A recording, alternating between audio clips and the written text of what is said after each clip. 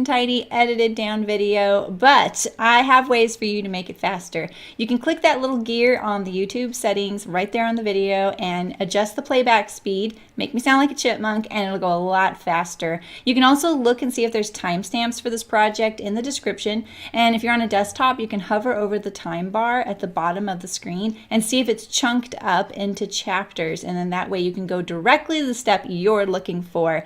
And lastly, you can also tap on the screen on the right hand side of the video picture or on the left hand side to make the video jump ahead, forward or backward if you're on a mobile device. And you can adjust that amount in your settings so you can have complete control over how much it jumps. So if you are on a desktop, you can use the fast forward or the rewind, and that will make it go faster as well. You can also enable subtitles, and the little CC on the screen will enable closed captioning. That way, if I am a little bit harder to understand with that double playback speed, the subtitles might help you out. All right, well, I know that it's not a nice little edited video, but if you sew with me, we'll get there together and it'll be lots of fun. And now for the live stream. Happy sewing!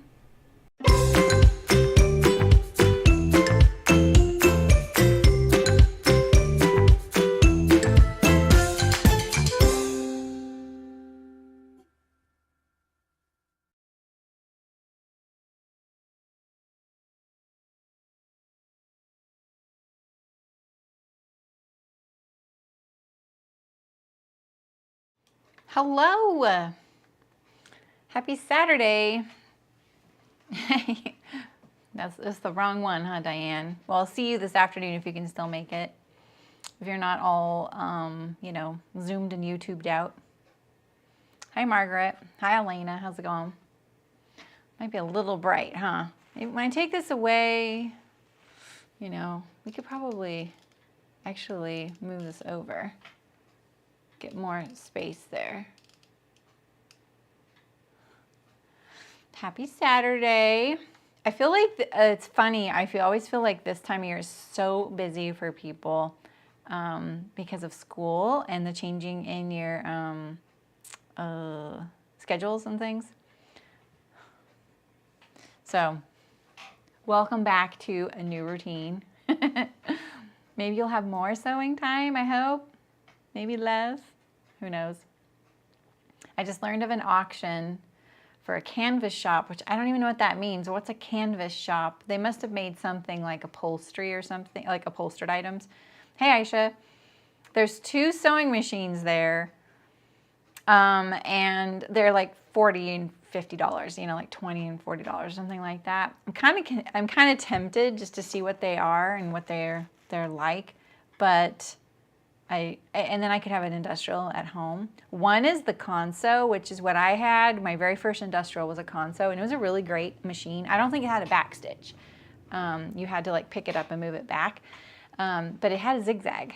And the Singer it's one of those blue Singers, the industrials, and pretty sure it does have a zigzag, and it has a binding attachment on it too. Hey Libby, how's it going? So yeah, kind of cool. My old assistant Rayanne's looking for a machine, so I told her about it. All right, we're making the Sintra halter last summer fling. I have to tell you, I was really tempted to cut one of these out in a rayon and make a dress between Thursday and Saturday, but I don't have time to do any personal sewing right now, so that's why I want a machine at home. Hi Lydia, hi Julie. Then I would maybe get to sew some personal things. Leave work for work, that kind of thing.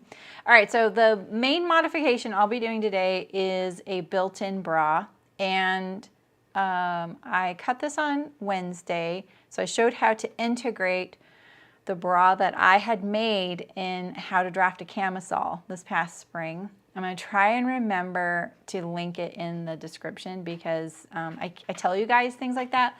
I need a notepad, you know, like I need a little like, you know, something here so that I remember to do these things. Let's do this. I have a little magnet board right here. I'm going to take, is there an extra page here? No. We'll take this. Oh yeah, there's an extra page here. Perfect. How to draft cami. All right. I'm telling you, I've always needed a secretary for streams. I don't forget things.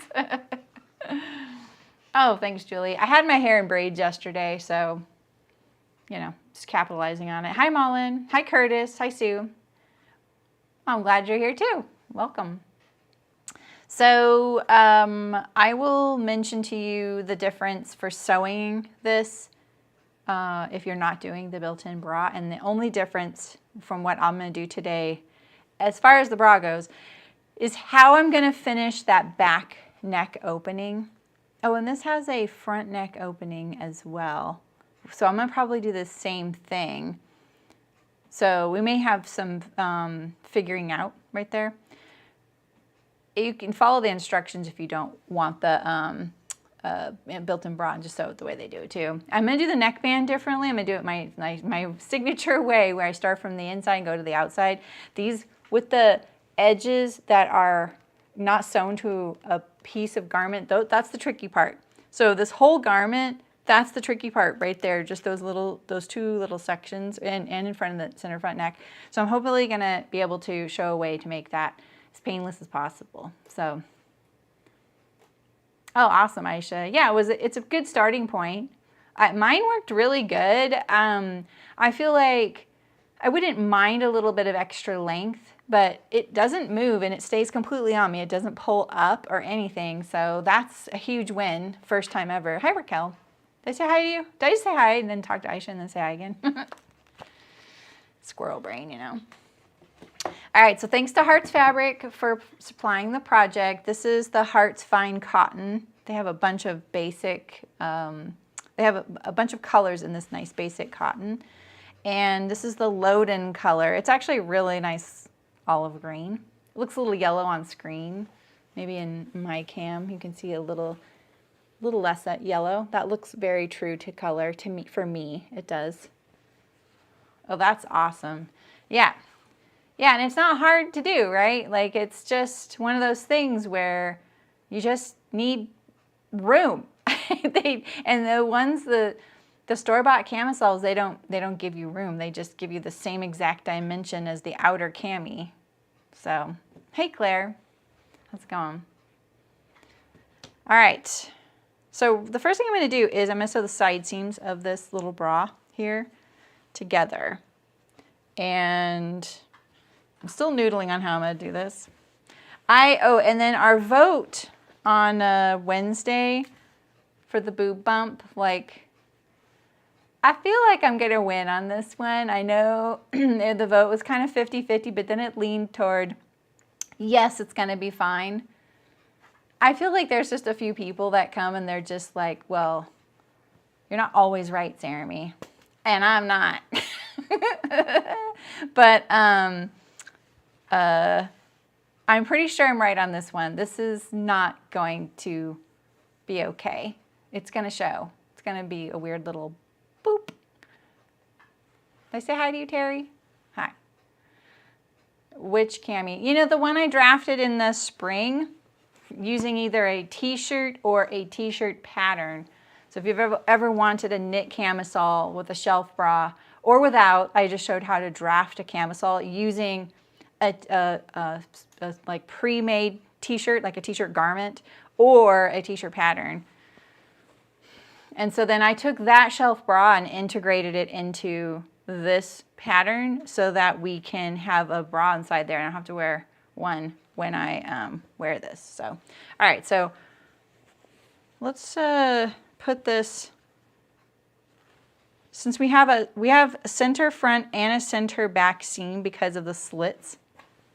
So we're going to make sure we keep a left and a right. That's why I just peeled that away like that. And I'm going to do a French seam here. Why not? Did I really unthread this? You got to be kidding me. When I did that pockets demonstration, my needle came unthreaded 3 times during my 20-minute demo. 3 times. Oh, you're going to put a wired bra on it. That's really cool. I like that idea. Why not take one of your bras and make it into a camisole instead? This needle feels a little chonky. All right, so the seam allowances on this are 1/2 inch. Something I didn't really think about when we were doing this. And I'm pretty sure they are at the neck too, so. Oh, the other modification I did is I trimmed down my armhole seam allowance to 1/4 inch because I used pre-made binding for the armhole binding instead of using the pattern piece. And I think the pattern piece is kind of wide, so I just did trim down the seam allowance. You have to trim it down anyway once you sew it, so you might as well just trim it. That's what you'll be doing. Oh, okay. Yeah. Yeah, that'll be cool. That'd be so useful. Like being able to wear something strappy under something else would be pretty cool. You know? Yeah, you do know. I probably could have done my side seam on the halter at the same time I'm doing this. We'll press and press. Let's get that a little flatter. I see that little wrinkle right there. We don't want this to be bulky on the sides. Here we go.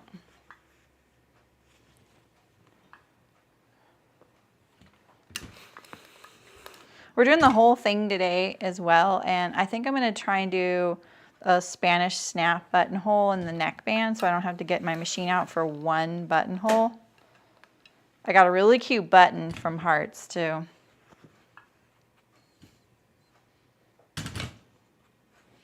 Set the iron right on the water tube. That wouldn't be good. All right.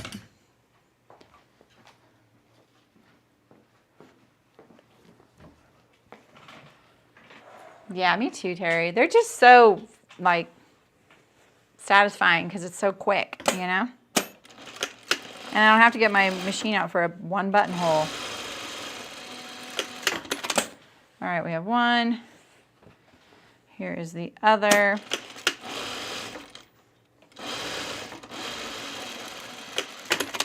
Now, I'm not too worried about how the center seam is finished on the bra. This can be a raw edge because it's going to go against the body. That's fine.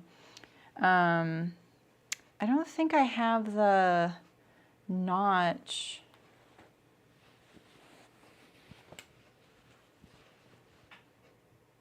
Wasn't there a, you know what? I don't think we cut the right line on the front. I don't remember the angle. It's just a faced buttonhole. It's a snappy name. It's a, yeah, so, oh, here it is right here.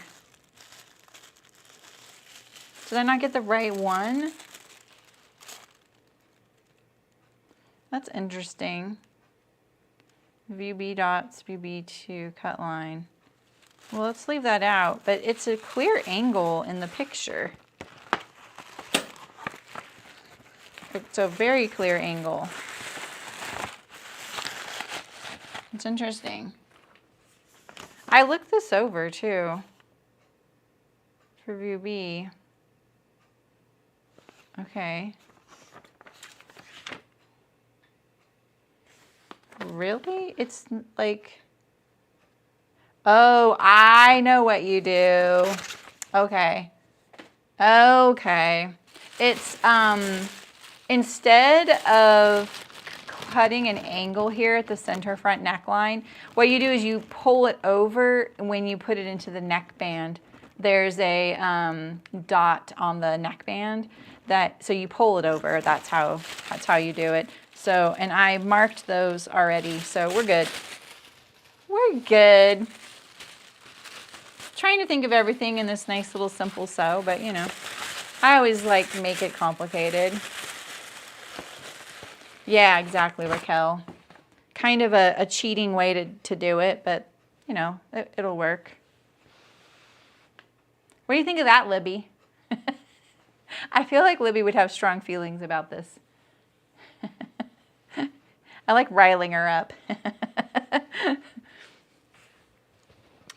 All right, so what I'm trying to do here is get my bra pretty much done from the side seams and along the bottom edge. So this is the front right here. Okay, so let's transfer my notches here. We just need this finished to the same spot.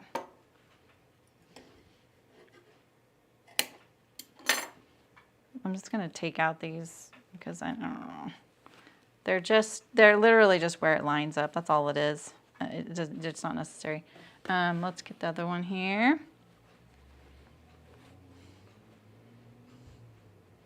Yeah, that's exactly what everyone else says. I've seen those on knit tops. They really shouldn't be on knit tops either, but you know, cheating sometimes works, you know, and it's just like, why not? You know, there's nothing wrong with it sometimes. So I am definitely getting a little lost in here. Here we go. Okay. So I'm gonna sew this up on the seam line up to that bottom notch. Come on, see, if I use heavy thread, sometimes it pulls out, sometimes we use lightweight thread. That is an adjustment in your machine on how much tail you leave. And you gotta find this little like sweet spot with your, when you do the auto thread cut, so that it leaves enough that it doesn't get yoinked out, you know. All right, so we're going right up to that notch, and we need to do this on the back as well. And I feel like I didn't mark the back. Let's see. What the heck? This one I didn't mark. Here's my front. These are all the pieces we don't need. Yeah, exactly, it's eased in. Yeah, that does make more sense, you know, because it's like an open dart. Exactly.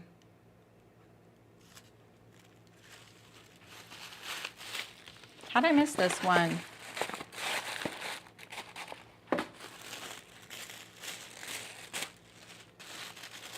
Oh, there it is, right there. Okay. Oh, I notched it. It's right there. Let me make this harder. Yoink, yeah. Yoink. The one I used to use a lot, and I still do, is like, you know, when you have to like lift, like say you have to lift a straw bale up into the bed of your truck, you know, you hoik it up into there, and I just thought that everyone used that too. My husband's always like, hoik. All right, so we're gonna do the same thing. Sew up to this back seam here.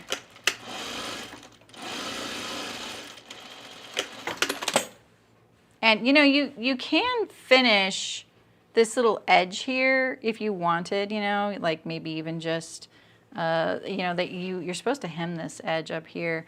You could do something similar. You could overlock it, but like I said, this is inside, and so it's just not going to be an issue. So now we're going to do the casing down here at the bottom. I don't have 3/4 inch elastic, unfortunately. I really need to remember to get some, and some, maybe some 1/2 inch as well. I have so much 1 inch and 3/8, but I need like 1/2 and 3/4. Just need to get some. I had some package, and I think I used it for a gig. So I'm just gonna use some 3/8 and make a casing here. Thankfully, I lengthened this. Hopefully it won't disrupt it, you know. There's a bunch of words like this, and when my wife uses one of them, I feel like she's... That's awesome. I love it. So let's see. We could turn and turn. Yeah, we'll just turn and turn. I'm going to turn it like 1/4 and then turn it maybe 1/2, something like that. Yeah, I'm just doing it by eye. As long as I have enough for my elastic, it's going to be a little bit torquey because it's a curve. Man, I struggled so hard to find thread, you guys. This is the back, right? We're going to press the side seam towards the front because I'm going to offset it at the armhole when we attach it to the outer halter. The suspense. I want to cut it off so bad. It could, like on someone like me, it might not show up that much, but it won't be useful. Oh, look at here, we're getting serious torquing here. I'm going to ease it in. Maybe even just put a little tuck here. Maybe I could do a little better job. I should have added a something to make a casing with here. All right, once I get here to the center, I kind of want to be back on track. It's all going to be gathered up with elastic anyway. So this is my spot to do it again on this side. I have a little bit of shaping. You might not have shaping on the lower edge of your bra. I added like I added actual legit boob bumps, you know.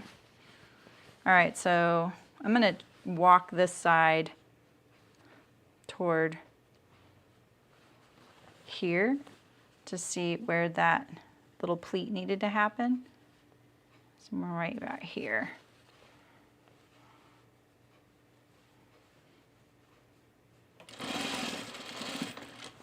Come on, I need a bigger pleat than that.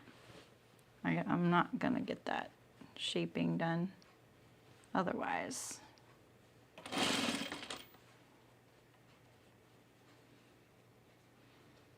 Should have prepared for this. I could do a nicer casing.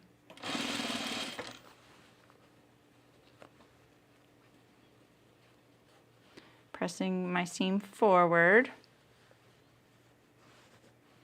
See, when I pull on this, like say I pull on this and I get that little torque line right there. See that? We don't like that, right? So that's what I'm trying to do. I'm trying to relax it, and I just pull this edge toward it to get rid of the torque line. And that's how I know a little bit how much to pleat it. Along the back, it'll be a lot easier. It's a little flatter.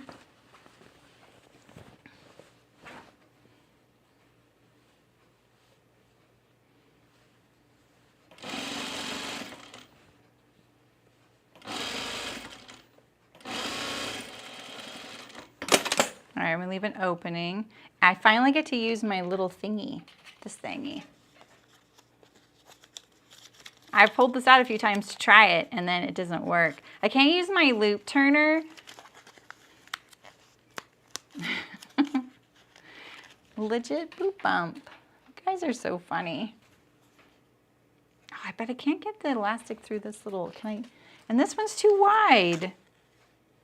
This one's too wide. This one's perfect, but look at how small the little hole is for my elastic. Think I can get it through there anyway? I have no grip strength with my thumb right now. Let's see if I can pull on this one. Okay, there we go. And then we'll push it through this one here to secure it. It's got like a little grippy opening.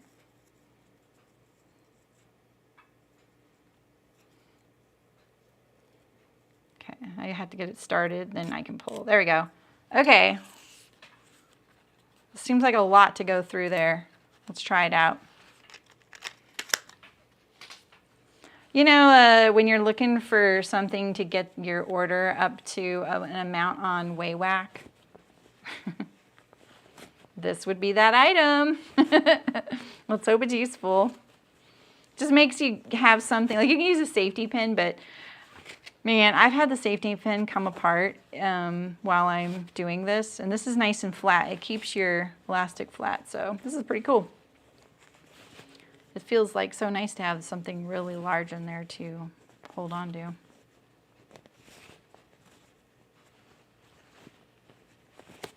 You could just sew, like serge a piece of like 3/4 inch elastic to this edge too, and then that would work. You could do, you know, some sort of picot or fold over elastic as well. Oh, this is going to be a problem because I left the seam allowance open. Oh, I got it. I pushed on it like this, boop, boop, and it kind of opened it up, and it opened it the right way. I got lucky.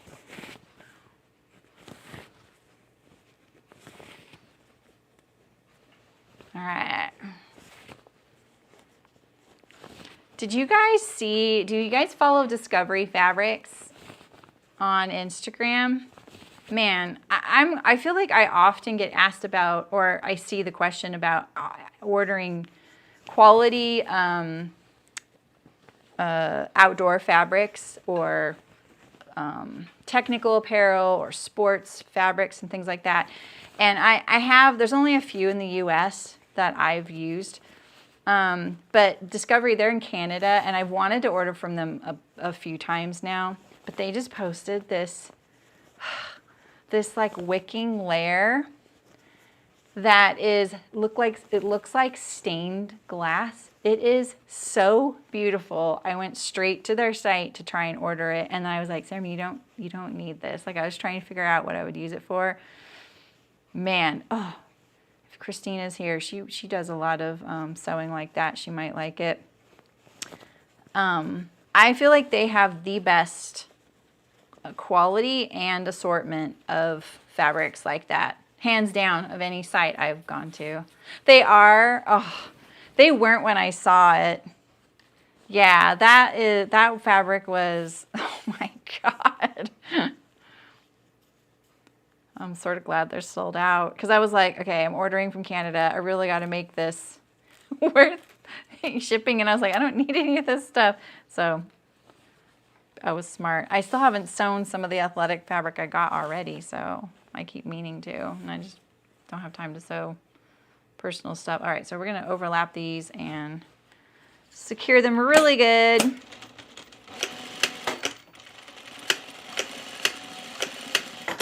All right, and then now we're going to pull it in there. Just like that. Just trying to evenly distribute it, and now we'll close it. Let's get rid of some of this extra thread here.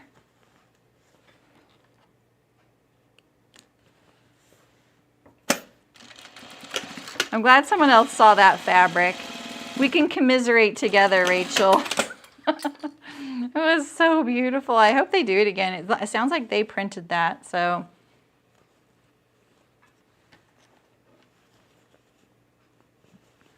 Looking at this long thread, did I actually get the beginning of that?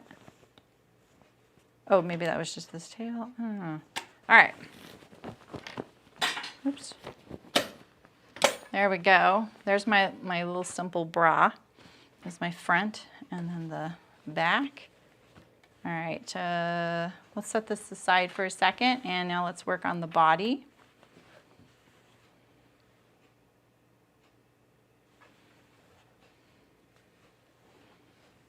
All right, let's see, can we do a French seam? We could do a French, oh no, yeah, wait, yeah.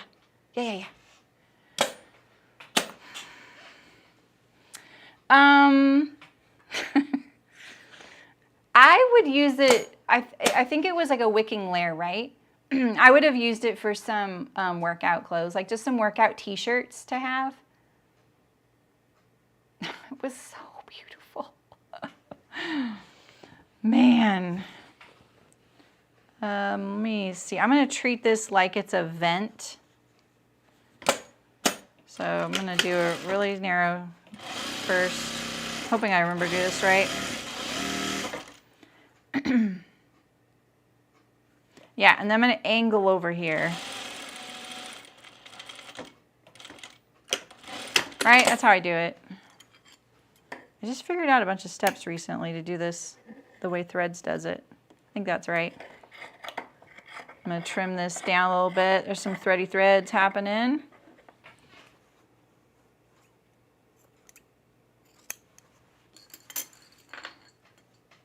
Yeah, I like their Instagram. It annoys me sometimes that they repost other people's tutorials, because some of them are just, they're not good tutorials. They're eye candy. Because those people there, they know what they're doing. They have like, they do all kinds of cool stuff. So they don't even need to use other people's content. They have their own really good stuff that they are always sharing. Getting rid of these pins. I just, okay. So I'm going to angle over, clip to that angle, trim it down. Yeah, because they've reposted some of those videos that, remember when we did that stream a couple of years ago where I had you guys all send me all the hacks and funny things to try, like using a straw, or you know, cutting up a tin can to make a binding attachment. Remember when we did that? That stream was so fun. They post a lot of those videos, and we know that those little tricks, they don't work. You know, they look cool and someone made it work for the camera once, but they're not like sustainable, you know. But it's easy to get sucked into them because they look like they work. You just think, how could that not work? It works right there for them. We learned otherwise. Oh, I didn't catch my other layer. Look at that. I was too close. All right, we'll just iron the upper here, and I'll fix that when I get back over there. We'll cheat a little bit.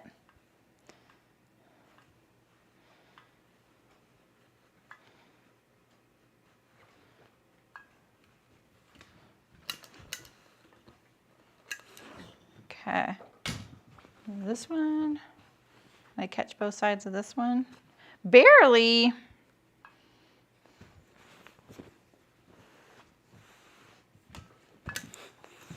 Next Friday is the So Live 5-year birthday.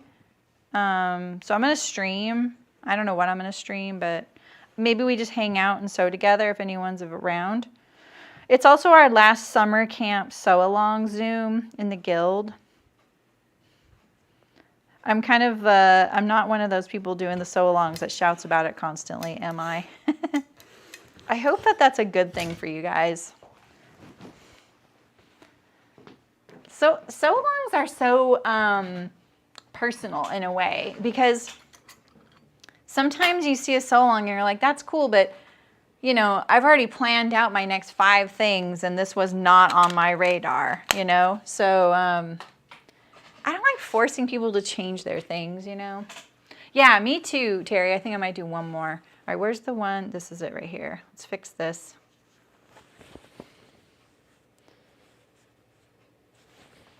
I want to do that bias cut cant dress. There we go. Now I've caught it.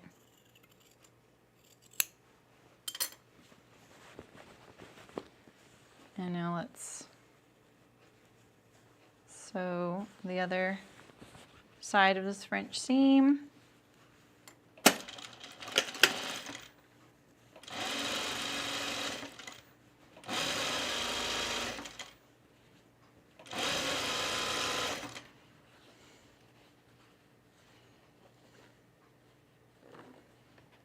I'm going to make sure I clip this deep enough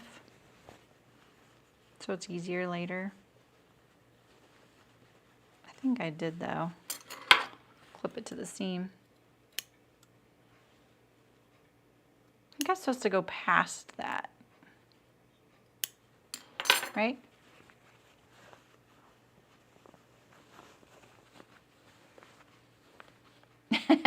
That's a big pivot, Elena. I love your idea, though. I think that'd be really cool.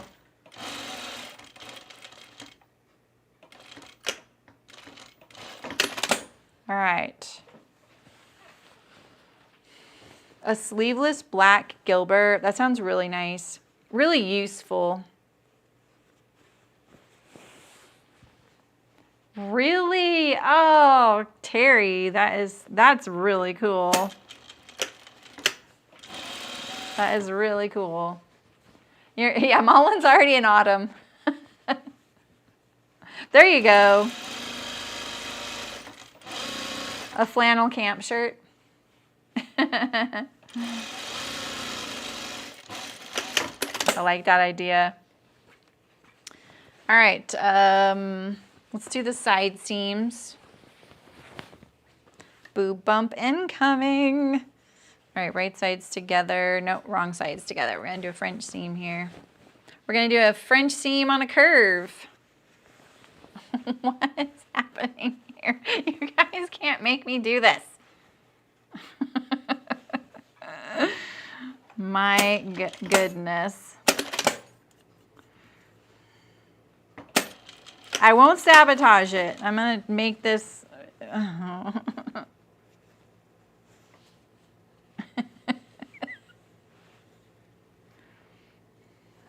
I'm sorry. My goodness. Shouldn't have cut those notches there. That's so funny, Elena.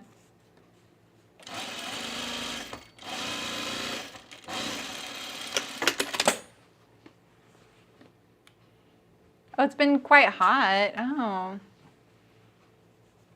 But it's a heat advisory, Tiffany. Right.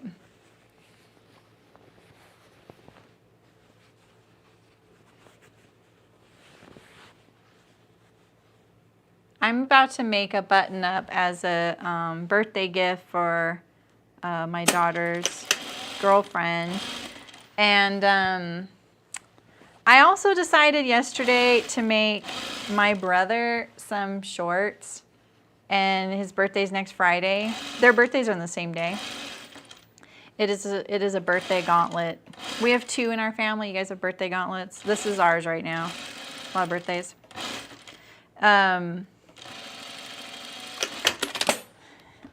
And I ordered the canvas yesterday, so my brother's the sweetest, so it's not like I need to show up with a gift at all. Like, he's the most generous, sweetest guy, you know?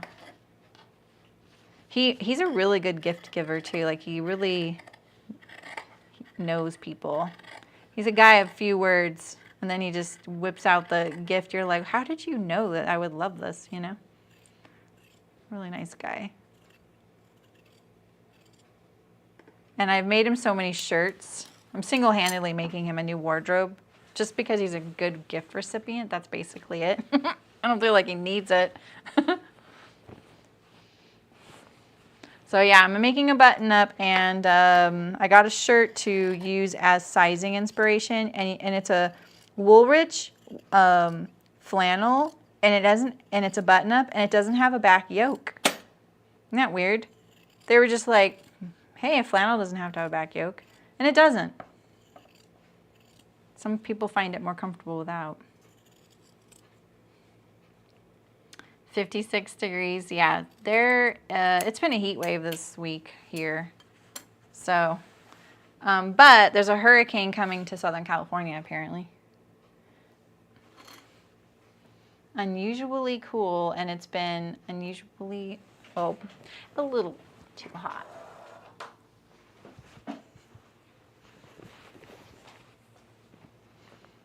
Okay, let's do these boob bump seams.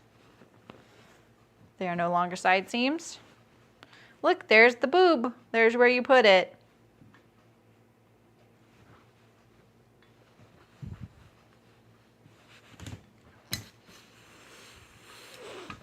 And we wonder why I don't get sponsorships.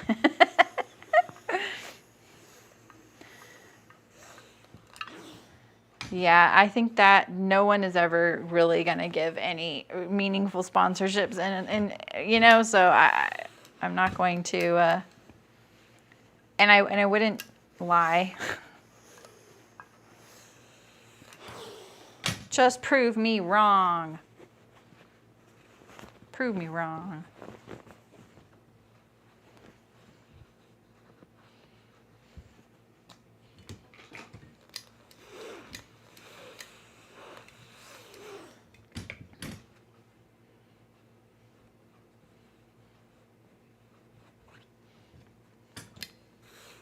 Okay, get around this little curve here.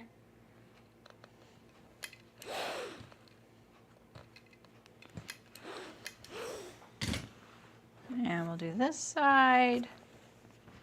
This is going pretty quick. We have some fun details left though. We have the, so once I do these side seams, now we're going to start constructing the armholes and the neck. So our next step after this will be to bind the armholes, and they're actually bias faced, so it's a little different than binding them. And then, oh, we're also going to attach this bra right here and finish these slits.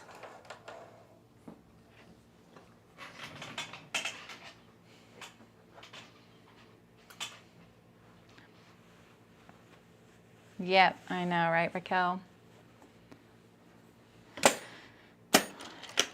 I hope someday someone wants to interview about that or just talk about it and have a conversation about doing this, because there's so many things that I don't think people realize, you know, because they just assume a lot of things. A lot of people assume things about you doing this, you know, and it's so much different than what it seems like, you know. So yeah, and I was very naive going into the home sewing world, thinking there was room for me here.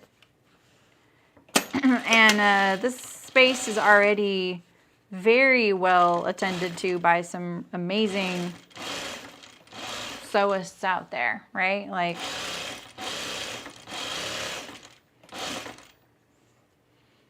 so yeah. Not that I thought it would be easy, but I actually wasn't looking to do this forever either. Sponsorship? I don't have any sponsorships. I mean, this right here, Hearts Fabric, is really nice. They're super chill. And they like the honesty. They don't care. They're a fabric shop, and I think working with fabric shops is great because they aren't the one behind the item, right? Like the pattern or something. And I think a lot of people are really sensitive, or they can't take questions or criticisms. Because sometimes I've asked a couple of our people who've given us projects to sew. I was like, especially this one project, it still bugs me. Almost every sponsorship I've had, at the end of it, I feel like they're disappointed in me for some reason. And I don't slam people in those, right? I'm kind. But one, I couldn't figure out how to sew one of the things. And I was like, hey, I just need a little clarification on how to sew this. And they didn't reply.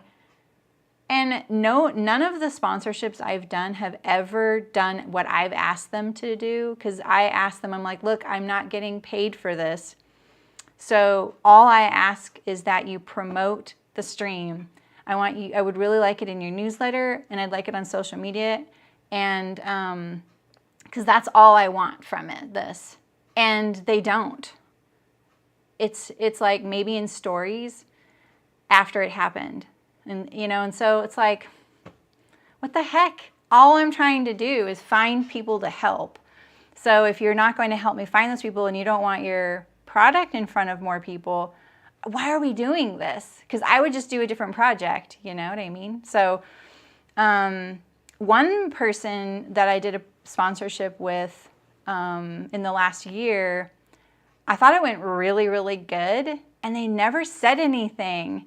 And I was like, hey, I just want to make sure everything was okay with you. Like, I think the project turned out great. It was one of the most viewed live streams. And I see you never really posted about it. Is there something did I miss something? Like, they never replied to me, but then they posted about it. And I was just like, what the heck? Like, just tell me, you know? And then I've been paid by, Helen's Closet has paid me. So that was really nice because I really appreciate that, right?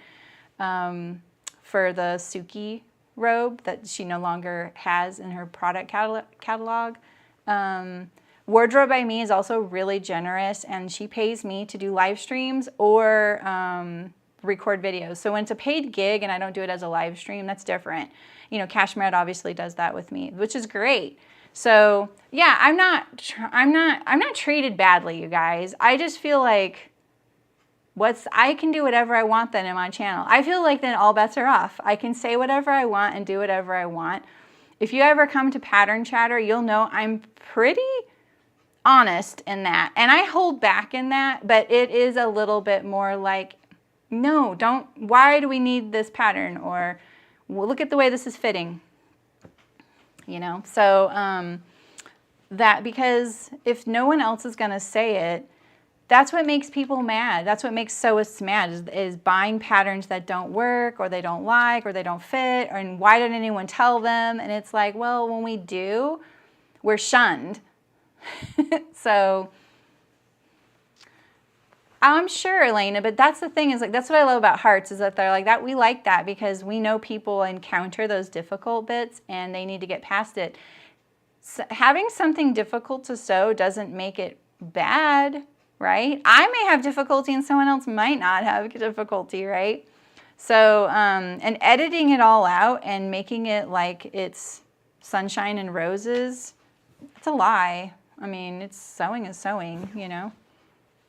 This is why I love it. I love this because it's hard. I love that. That's why I do this.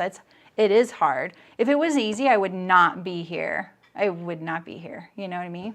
So, no, I'm sorry. I'm not trying to like get sympathy, you guys. Like, seriously. But I'm just laughing at like poor Liesl and Company because I've actually followed this person's account on Instagram since before I started So-So, and I love her stuff. I love her products, and I love her pictures in Spain.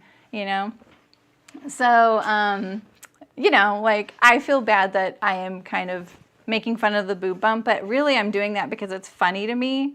And if you can't like laugh along with this, then whatever, you know. The sewing world, I feel like it might have, Sue, but I think it's shrinking back. There's a lot, like, but you couldn't find machines during then, and now you're seeing them come up for sale. Yeah, right, Mullen? Exactly. I learned too. I can't believe how much I have learned sewing-wise since I started this channel. Oh, yeah, exactly, right, Elena? But that's the thing is, like, if you aren't prepared for that, and the thing is, you guys, many of paid gigs and sponsored gigs, I've had many of them. There was an issue with the pattern, and I brought it up with them. And in almost all cases, they just said, it's fine. So, you know, if you want me to hide that it's impossible to sew, how am I going to do that? So I just do my best and just kind of go, well, you know, let's try this, you know, like I won't. Yeah. And one of them kind of like bugs me because they post the same garment a lot. They don't have a very big pattern library. And I'm just thinking, how did you sew it? I still don't know. Yeah, that's right, Elena.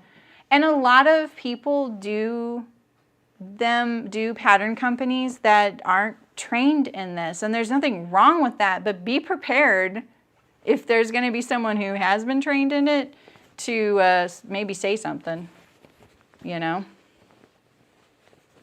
I've had people say I'm not allowed to sew their things before. I am. Yeah, right? Yeah, so, You know, like they think I'm giving away the pattern for free, or they just don't want me to sew it. They're like, I forbid you to do that. You're not allowed to do that. And I'm like, yeah, I am. I can sew whatever I want.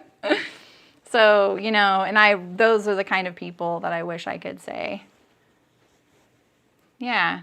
And when it could just be a conversation, you know, like, how am I supposed to do this? Like when I bring things up like this with someone like Cashmerette, they are super, like engaged in the conversation. They're like, oh, okay, that's good to know that that's how you interpreted that. We'll take a look at that, you know, because I'm like, okay, right here, you know, it's blah, blah, blah.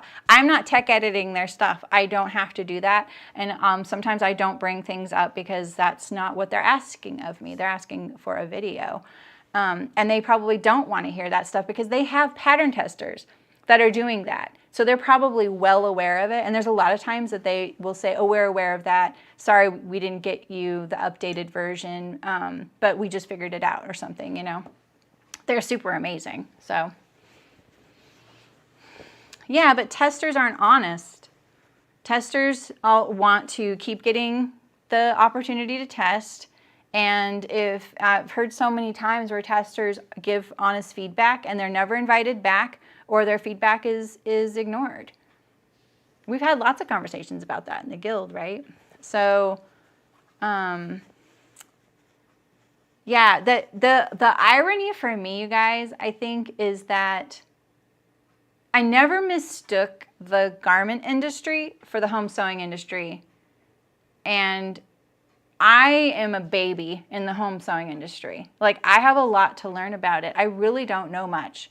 I know about a completely different industry, and I respect that. I respect that I can't just come into this space and say, this is how you should do it, because I don't know. I do know how patterns can be drafted better, but I also don't know the struggles of a pattern company. They may assess it and go, we know that's a better way to sew it, but that's too complicated to explain. It's too many pieces to cut out, and home sewers aren't gonna like that, and they may not sew our pattern. So that's something that I don't know all the ramifications of that, right? And that's kind of slowly dawned on me over the last 5 years. So, but for me, the irony is that the garment industry, you guys, it don't matter. The camera froze. Oh, you're right, the camera did freeze. I'm not sewing, so, oops, we don't want that, is that the garment industry is so ruthless. It's so ruthless, you guys. So it's really funny to me when you have someone that is in this space and can't take it, because it's not a,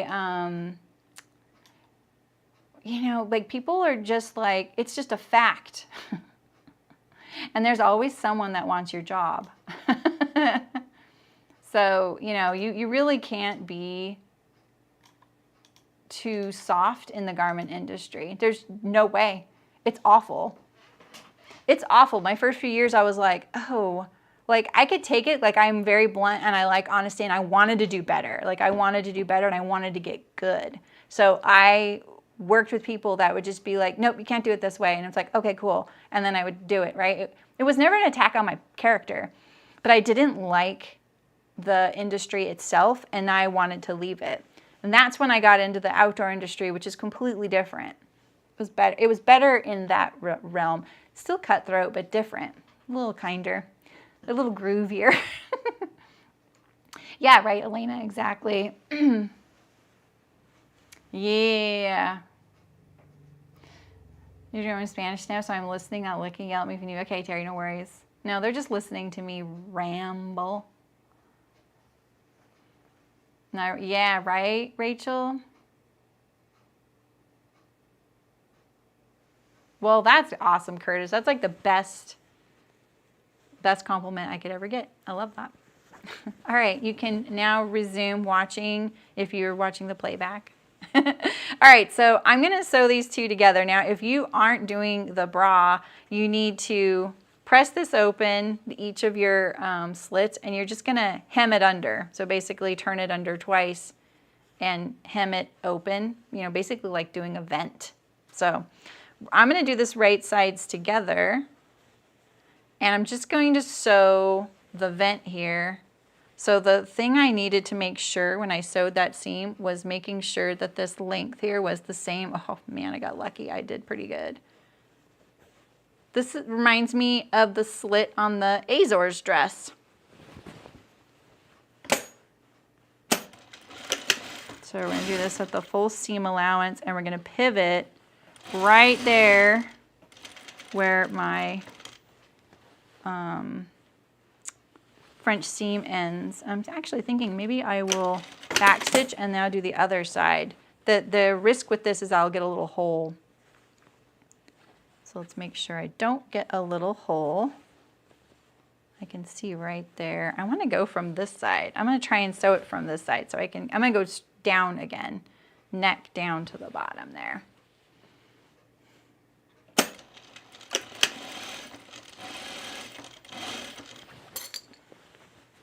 All right.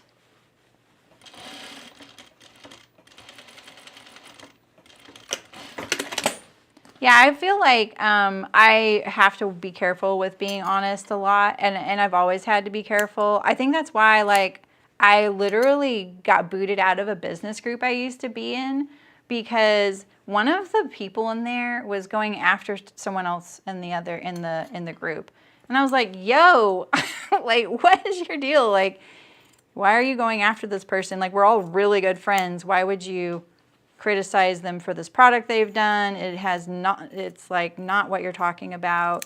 And if you read all of our newsletters, you would know what we were all up to. So for you to bring this up when this person's been developing this for 9 months, you know, nobody in the group said anything when I said that. Like, I literally stuck up for one person. I didn't accuse them of anything. I just said, you know, if you're not keeping up, then I could see why. And I got booted out of that group. Not right after that, like it was months. I just stopped getting things. And I'm just like, what the heck? Why would you, why? And I really don't like it when people are complicit when things like that are happening. Like, it takes a lot for me to speak up, and I'm sweating and shaking and about to pass out. But the thing is, like, if no one's going to stick up for this person, then that bully is just going to keep going, right? And everyone else is just like, oh, someone else will stick up. And I understand that. It's scary. But at the same time, that's a group of 10 people. Why can't one other person be like, yeah, you know, or at least chastise me, like, Saremy, calm down. That's not what they're saying. But no, you know, I don't know. All right, can I turn this? I can still turn this inside out, right? Oh, that's good. This right here, I'm adding a bra here, so there is no facing. So if you're doing this, you would just hem that opening there. This one right here, I need to clip to the seam allowance. I never finished clipping it right there. There we go. Yeah, I never heard that term, toxic positivity. But I know what it is now. Really well. Hey, Monica. Oh, Portugal. I've always wanted to go there. That is so cool. Okay, wait. Let's get this oriented a little bit better here. How are you doing, Monica? I saw the blue hearts. I'm like, that's what Monica does, but I haven't seen her in a bit. And it is you.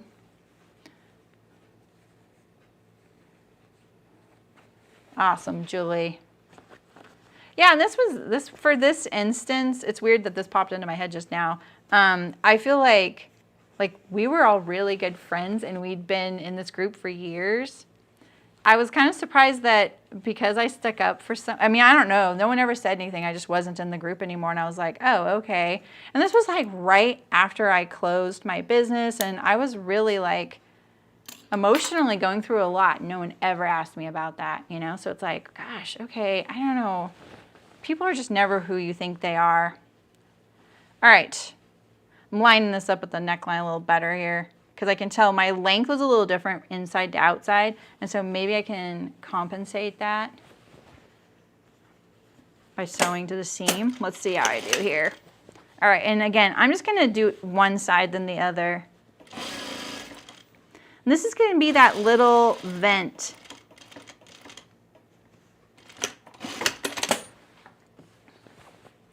Like this. Maybe I've been thinking about a lot of that stuff lately because the chicken boots is coming out next week, and so it's been bringing up a lot of those like stuff, you know, like, oh man, chicken boots. People think I just like quit it, and it's like, no, I didn't. Oh, that's awesome, Diana. You're doing well in your 3rd week here. Did you move there? Sim todo bien. Is that like sin todo bien?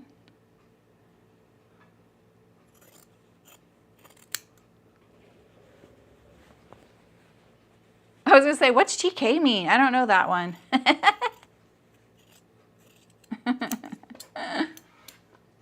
All right. Let's see how I did on my little points there at the base, because always a tricky thing right here. All right, that looks doable. Let's look at this one. I'm just pulling it right here and looking at the base of the slit. And now we're gonna turn this to the inside, and we're gonna press, press, press. And then we get to do our armholes and our neckline.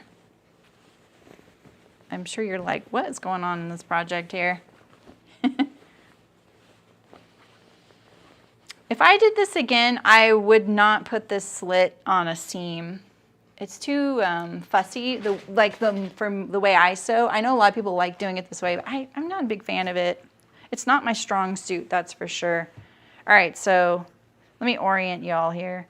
So here,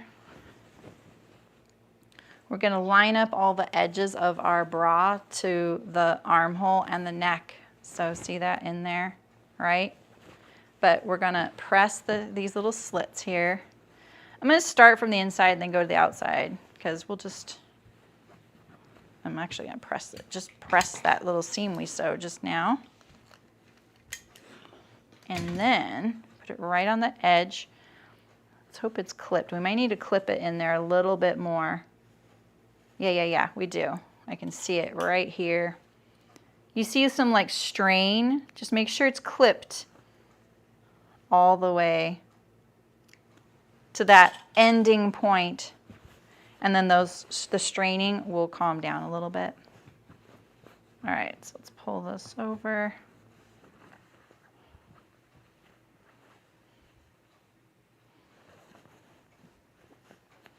"3 weeks in Portugal." Okay. Okay. I can't see chat. Did Monica move there? Is she visiting? Does she have her sewing machine? What's happening? All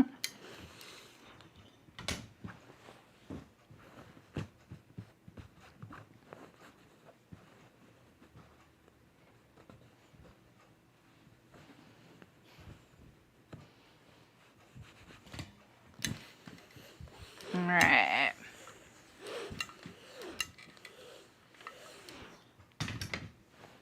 Wish I wouldn't have got that little wrinkle in there.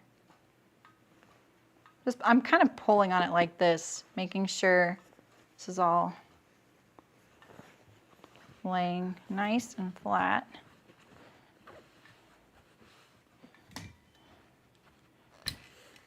Like that.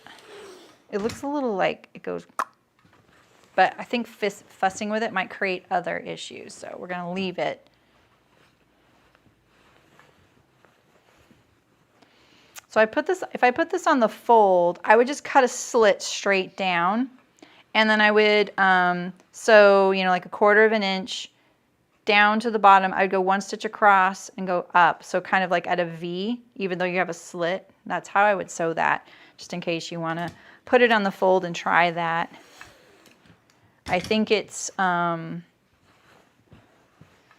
just a different set of struggles. You know what I mean? Like, neither of these is ideal. It's always going to be tricky, but there are nicer ways. You can get better at one than the other, So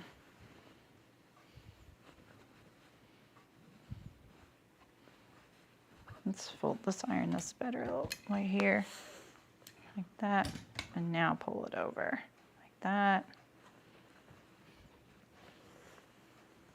Making sure it's all clipped. I think I might pull my chat over so you can see it.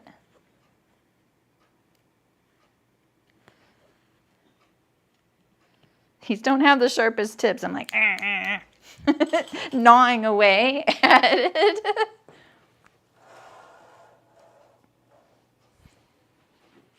Yeah, that's what I thought, Monica. Okay, cool. Sin todo bien. Not yet. We will retire here. Oh. Oh, how exciting. I love listening to people speak Portuguese. I used to play Fortnite with this guy, and he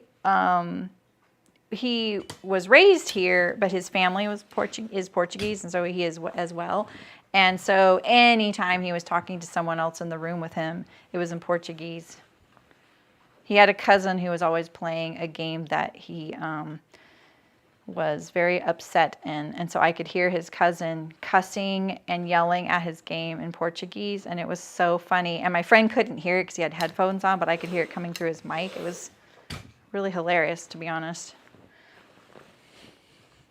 Sometimes all of us would like laugh in the chat, and he'd be like, "What?" He'd be like, "Oh, is my cousin being loud?" It was funny. Just pressing the seam so this looks a little nicer.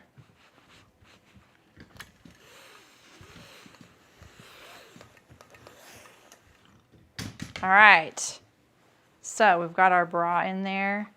What do you guys think? Maybe I should have used a lighter weight fabric for the bra, huh? This isn't heavy, but I think it could have looked a little lighter, you know? All right, so here we have our halter. It feels a little poofy there too. Hello, Sydney. How's it going? Here we go. No sewing machine here yet. Oh, that would be awesome. We'd love some photos. Hi, Ray. How's it going? Armhole slit. This is the neck, front and back neck slits. All right, so we're going to add some, let's do we're going to do the bias binding. I won't do the gathers yet, but I think what I'm going to do is put the stitching in so that we can keep the edges together. I'm going to tack the base of my armhole here. I just offset those side seams there like that. It is a beautiful language.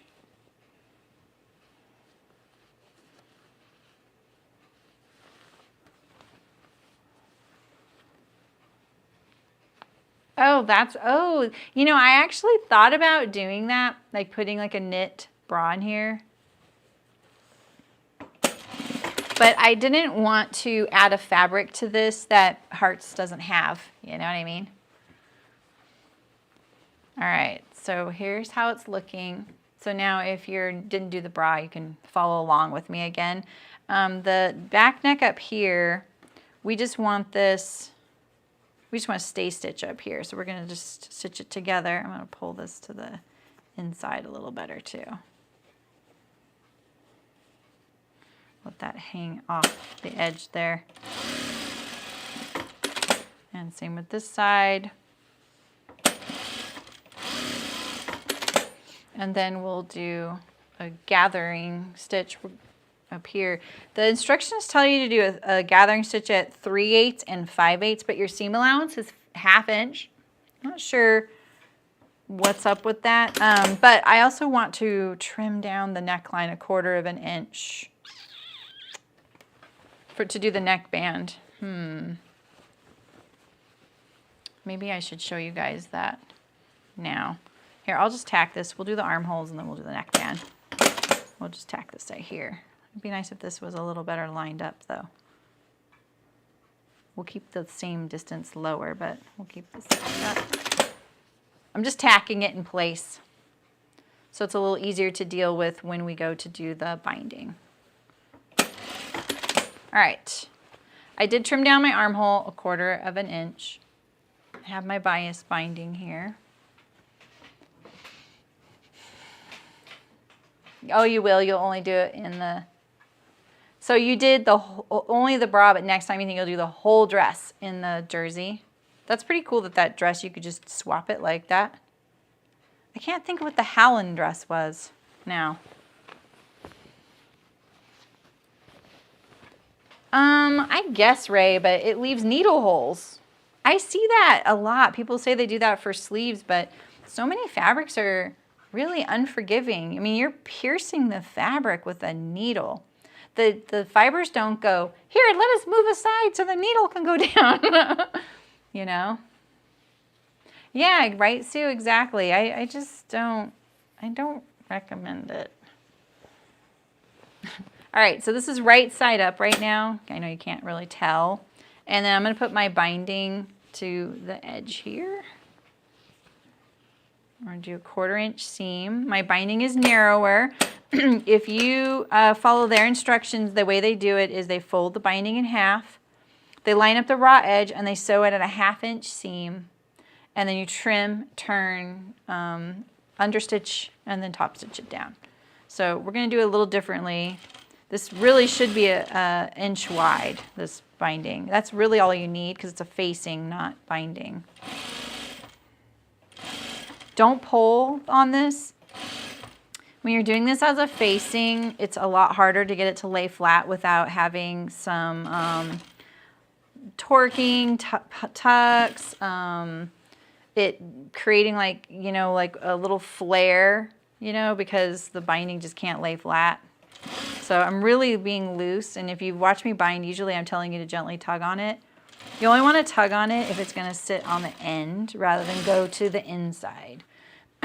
So, oh, just the built-in bra. Oh, got it.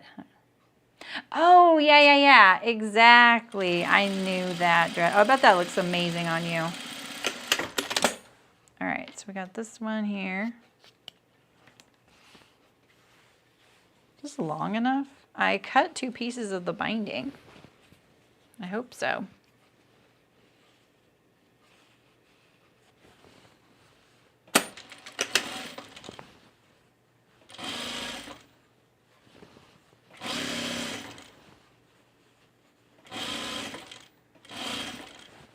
Making sure my edges are all lined up. Press your side seam toward the back when you get there.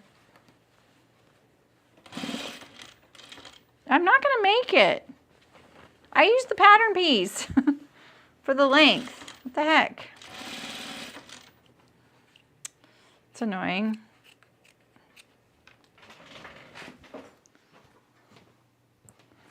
Good thing I have a tiny bit left. Look at that little tiny bit.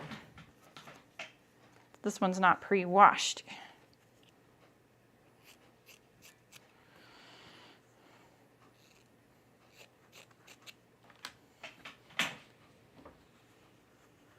Oh, that sounds amazing, Monica. It sounds like the quintessential summer dress. I could do this at a little more angle, like that one is, like this. So then the seam length is the same. It'll be easier. I cut a big piece off that, and you probably saw me cut off like a big piece, and it's because this piece had a seam.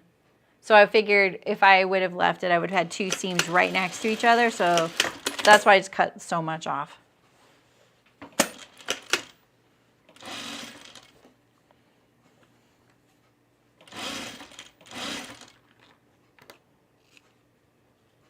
Cut my little corners off. Let's press this open. I usually just press it one way, but open works.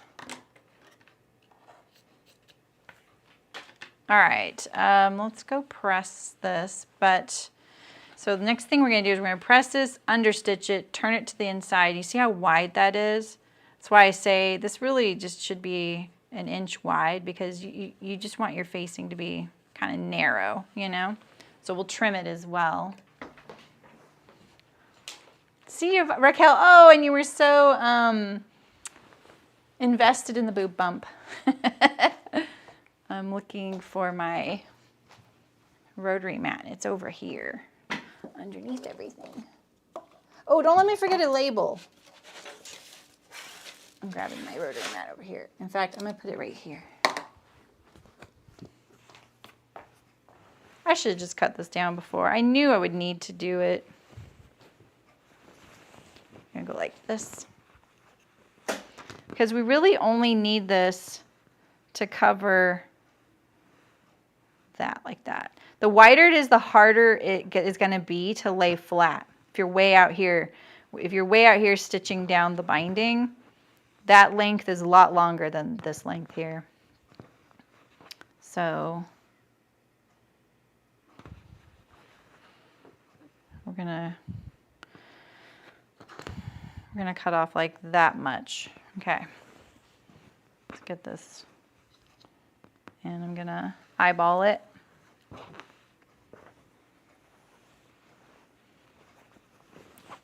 It's making me a little nervous. I'm gonna go from the side.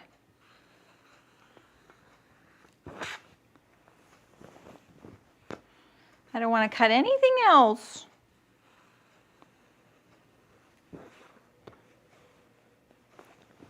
All right.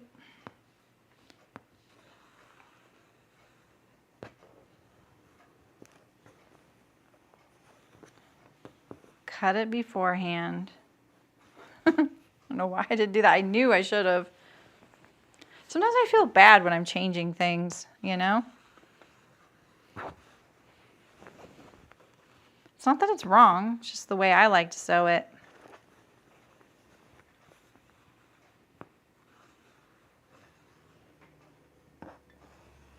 All right. Need to do a back stitch right there. Oh, you know what? Let's trim down the seam allowance right now too, since we're here. Make it a little smaller, like a little under 1/4 inch, so that it's just easier. The narrower you can make your bias facing, the nicer it'll lay. But there's really only there's a limit to how narrow you can make it in a fabric like this.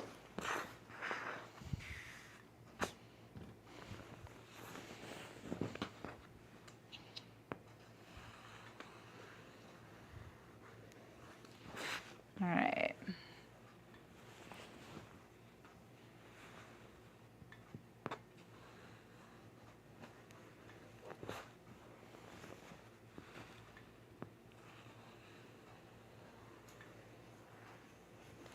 There we go. Get my scissors. And when you are sewing it as a facing, you do need to clip. So clip down here in this curve. I like clipping after I trim so it's less messy. I have very little seam allowance at this point, but it's still gonna help.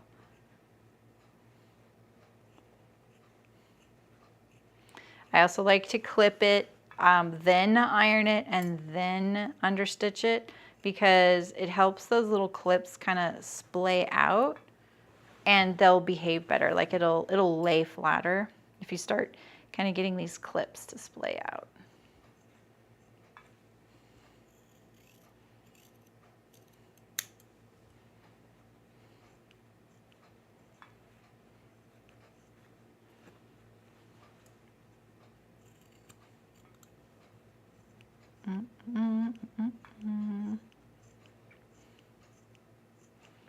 I was at physical therapy yesterday for my thumb, and this guy who was also getting physical therapy there he was pretty chatty and a little nosy, and you know, like when you're in physical therapy, there's like a lot of people in the same room doing different things in different areas of the room, whatever equipment they're on. And he was sort of near me, and he was like, "Did you get surgery on your thumb?" I didn't even know he was talking to me, because no one talks to you in there.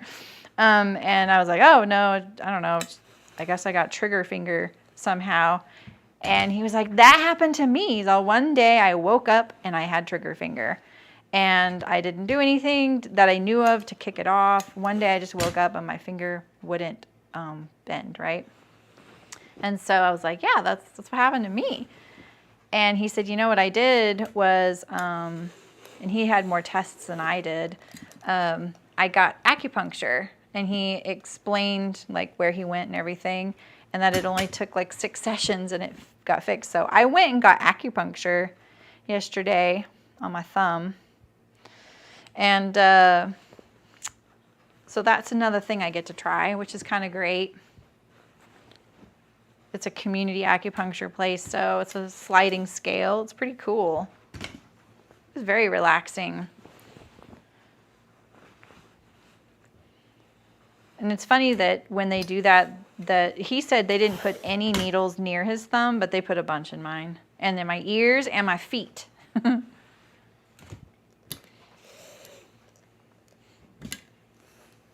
How did someone develop acupuncture? That's so crazy. All right, now I'm gonna iron this to the inside, really getting those little clips a chance to splay out. I especially don't want my binding to show on the right side since it's contrast too, so we're really, you can see how it's lifting up right here? That's the problem, right? So you could see if this was wider, it'd be like way up here. So the fact that this is smaller, we can stitch it down closer. We're not making it stretch too much. Oh, really, Terry? You don't even feel these, like at all. I didn't even know they were in me. I didn't even know she'd put them in me.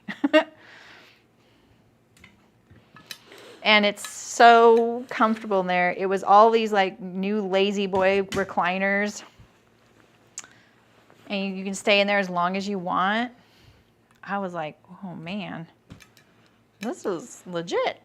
This is nice. So I walked in and the woman next to me, her husband was there with her. She was getting the treatment. I think she was asleep. And so was he, sitting in the chair next to her. It was kind of cute. She's kind of propped on his walker, sleeping.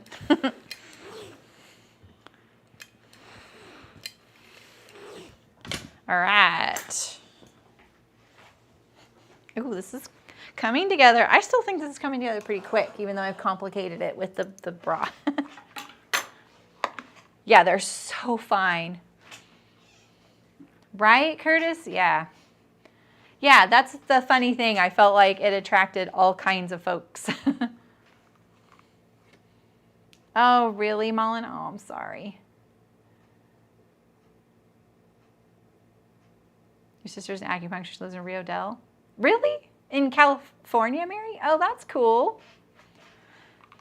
What are we going for today? How about a little, did we do this one last time? Sewing machine, or what have we got here? What have we got here? I mean, my plant would look so cute on this. Maybe even the purple plant. Oh, the purple plant looks kind of cute. I loved this advent calendar, and look at how many, I sew a lot. I still have a lot of labels. Oh, the flowers could be nice. It's not quite an olive green. All right, what do you guys think? One of mine, or I'm kind of struggling to make one of these match. Except maybe this one. It's a mint green, not an olive green. Or we could do the,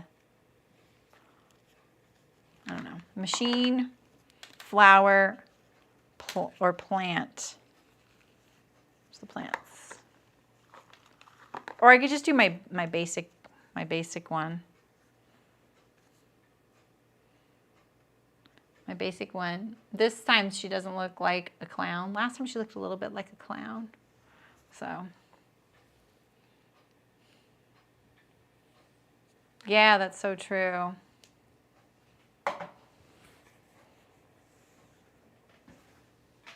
Basic. Okay.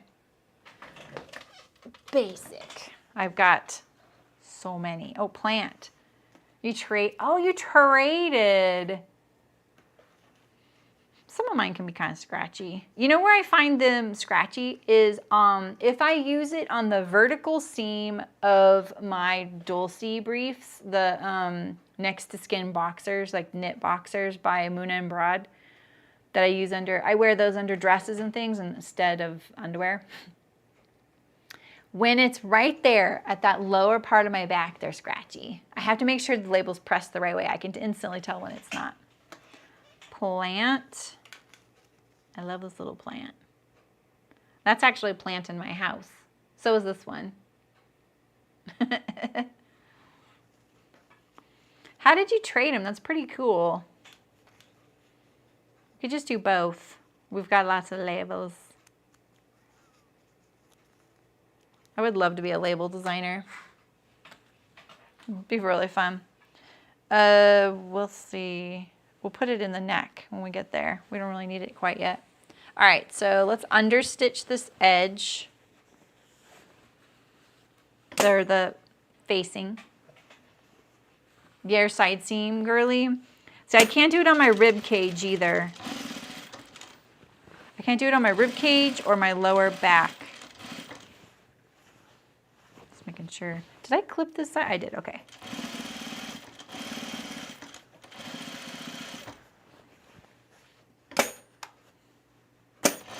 Make sure that seam allowance stays pressed over there. I just had some trying to creep back the other way.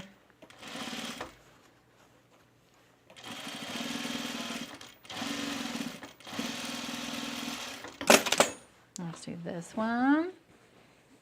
Oh, the upside go. Oh, that's great. So there's something like that in Sacramento that I'm going to have to go visit sometime soon. I might see Libby next weekend. I gotta reply back to her. We're not gonna be able to go there though because it'll be awkward time.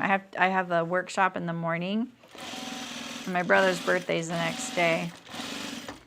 But you know, for our anniversary, I'm going to a soccer game. Nice, Monica. Thanks for stopping in and say hi. Good luck with your trip and transition. I know you're not retiring yet, but no HE labels, right, Mullen? Exactly. Yeah, ciao. All right, so now our stitching is going to show to the right side. So the other reason I really like making this narrow is you can just line it up to your understitch there, and when you fold it over, it's just like a nice even width. Kind of helps. You don't have to pin it then. Try and keep this nice and flat so you don't get any pulling. I really hope I have enough bobbin for this.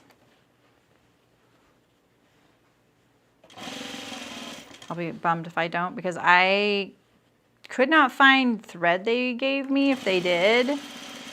And my thread, I only have this one that matches, and the other one I have as a backup doesn't match that great. It's a little bluer. This one matches pretty darn good.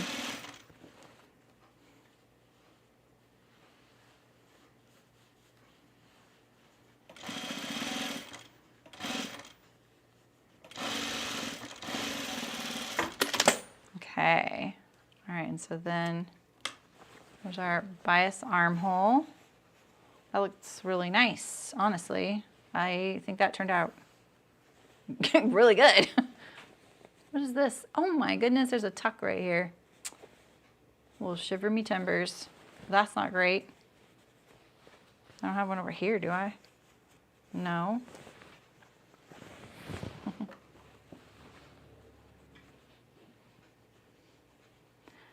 Hace la próxima. Próxima.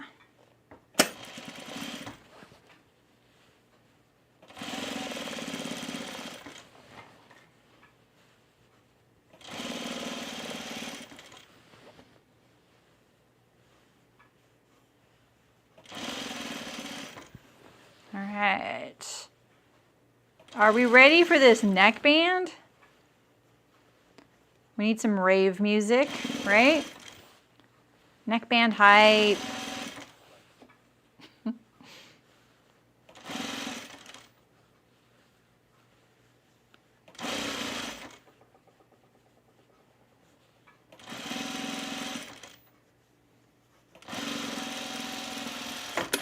Okay. I got a little tuck on that one too, kind of. I wonder if it's the way I'm approaching that.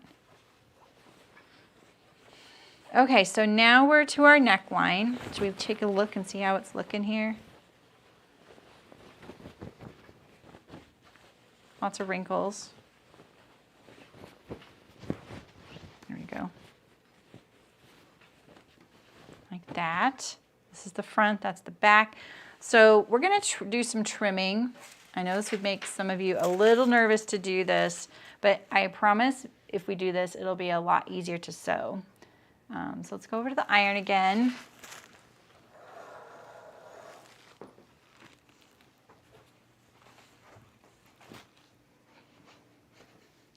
Get my little ruler.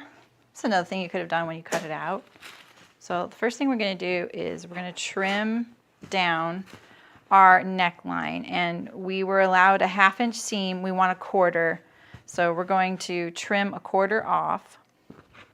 Now, if you left it on there and then sewed this at a 1/4 inch seam, your neck's going to sit a little high, and this is really high up on the neck, so you most likely want to trim it off. Otherwise, it might be choking you. It's kind of a fine balance. Positioning a neck is really difficult. Everyone's necks sit different. It's not you.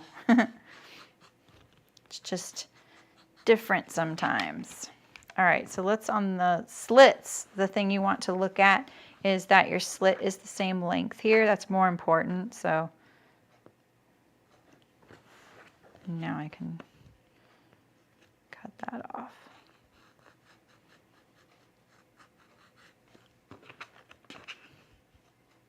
And I'm just cutting the seam allowance down because it's easier to sew this way. And let me double check my slit right here too. They're not going to sit right next to each other except on the back. But you know, I feel like this one's a hair, but it might be a little dangerous. All right, so that was easy. This one is a little more involved. You don't have to trim your shoulders down, but you do want to trim down the neck and the perimeter. I'm going to do this just, I'm going to eyeball it. Now when you go past your notches, before you cut the piece off, put the notch back on, because you don't want to go through marking that again, right?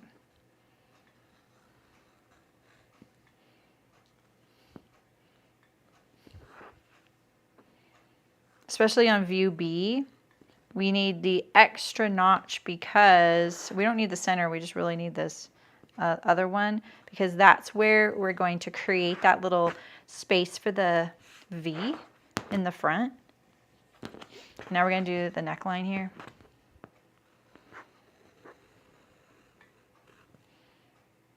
I'm only keeping the center notch on the neck as a guide when we go to sew them together. All right, there's one.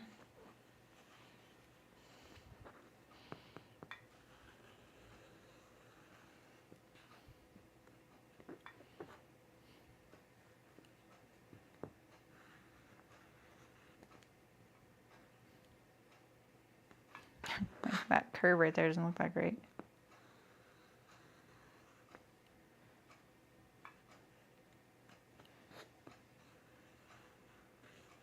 All right. Did we do the interior? I don't think so.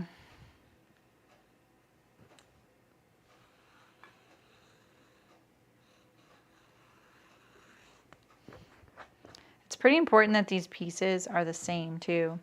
I have a feeling that they aren't, so I'm just going to check them right now. This one I think is a little bit wobbly. So let's lay it on here. Check, because they got to sew to each other anyway, right? So as long as there's not any changes that would make you sew it differently.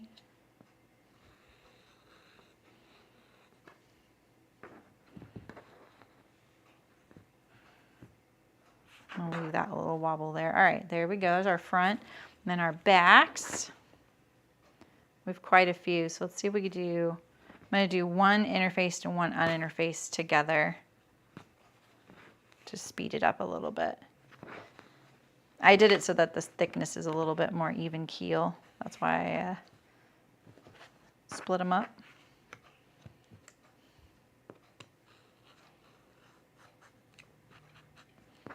You can see that it slides the top layer down, so make sure you don't get your notches off.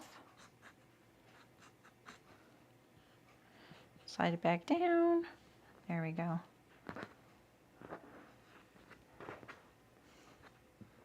What are you all working on today?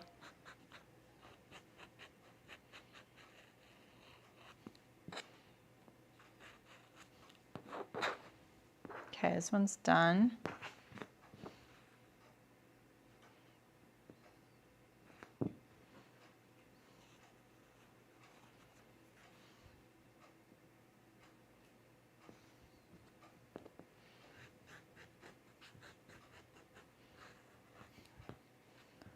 There's one. Oh, man. I just whacked the blade. Oh, sepia pants. Oh, you really are in autumn mode, making the pants. Nice.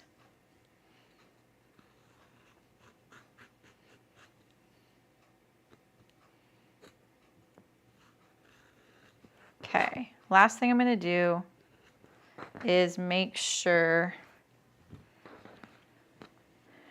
that these are the same width right here, because they're the little button opening. So I'll make sure that I get it squared. Okay.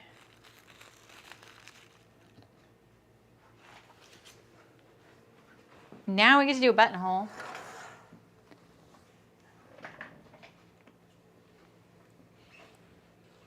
A merino t-shirt. Ooh. Oh, you're doing it. Oh, that's cool. The mending pile. Oh, cool. Those are really cute, Tiffany. Lo and Behold Stitchery Cathedral Quilt. Quilt along. That's quite a name. I like that. Hemming drapes for your daughter. Oh, is it like a dorm? Drapes for a dorm or something? Mary's straight up. I'm procrastinating. You don't have to do another cut through a facing for a bound buttonhole. Yeah, that's so true, Terry, right? It's funny. The things we do to ourselves, right? I picked out a really cute button. I got to pick the button out for this. I'm secretly happy there's 2 in the package, but look at that. Oh, my camera froze. Sorry. Why? I'm just going to order another cord. Sorry. No, she's 41. Oh, okay. I mean, it could still be, maybe not a dorm, huh? Well, that's really nice of you. For her new house. Oh, that's really exciting. Wow.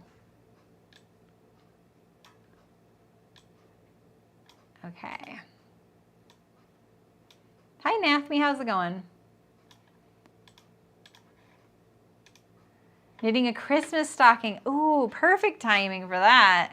You're sewing a test bag. Ooh, is it a secret? The button I'm going to put on. Isn't this a cool button? It's also like very textured. Like it's not a flat surface. It's really cool.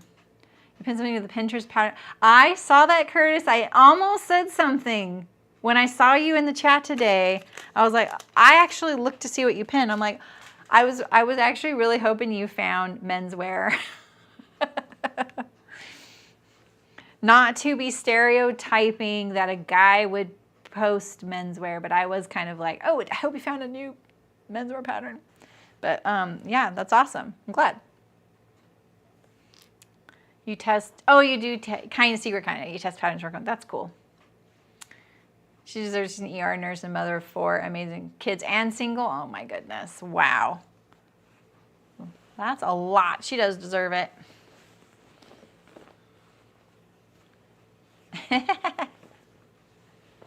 That's funny, Mullen. Okay, we're gonna do, since I don't want to get my button my machine to do buttonholes out, we're gonna do a little buttonhole facing on this. Let me thread my machine for the umpteenth time.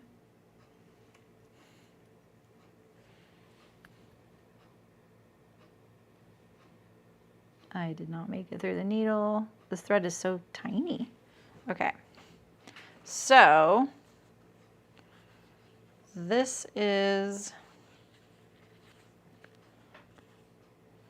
this one, and this is this one.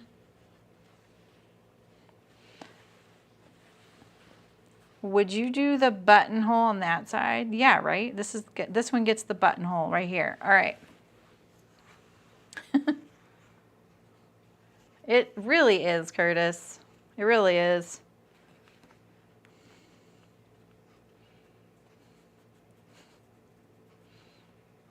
You're cutting out sepia, periwinkle pattern, the cargos for your hubby, and the melody.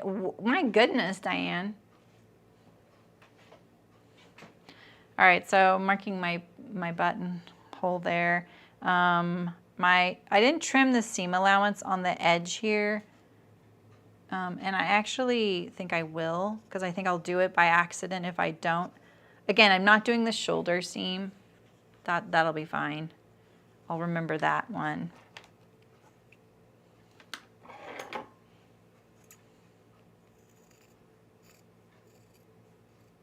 Ooh, see, I actually could cut that today.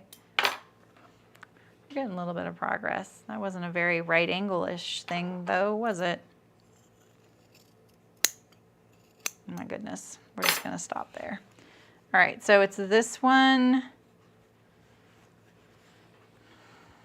right here that we're doing the snap on. And so if my seam allowance is like right here, we want our button to probably end about right there, okay? So let's put our button on here. Oh my gosh, I thought this was a stone button, but it's actually plastic.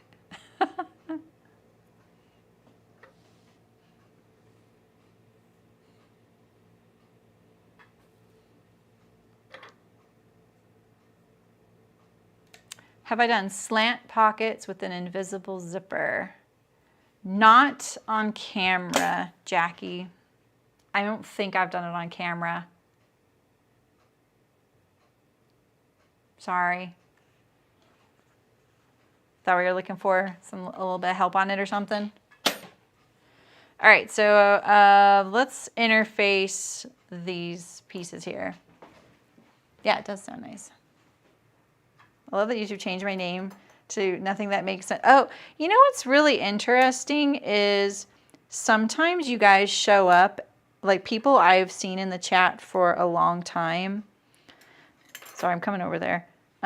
Sometimes I see your guys' names and it's like user 451259, you know? And then when I go to a different YouTube app, it'll be like Rachel. I'm like, oh, that's Rachel. So you can go in your settings and change it. This already has interfacing, so we'll leave it. Sorry, I started to like swallow wrong.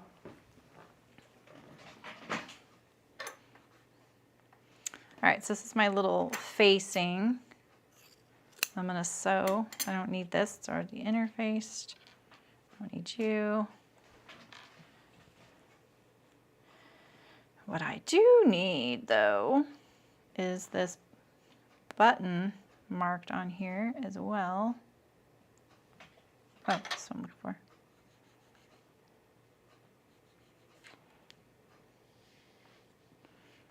All right, so I'm gonna make it a little longer. I'm just lining up the end of my mark and keeping it on that fold line there. Whoops, right sides together, shoot. Shoot!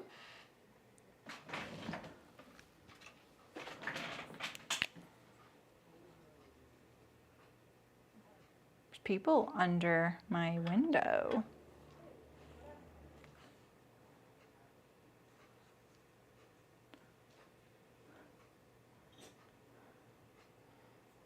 You never know when someone's watching you, you guys.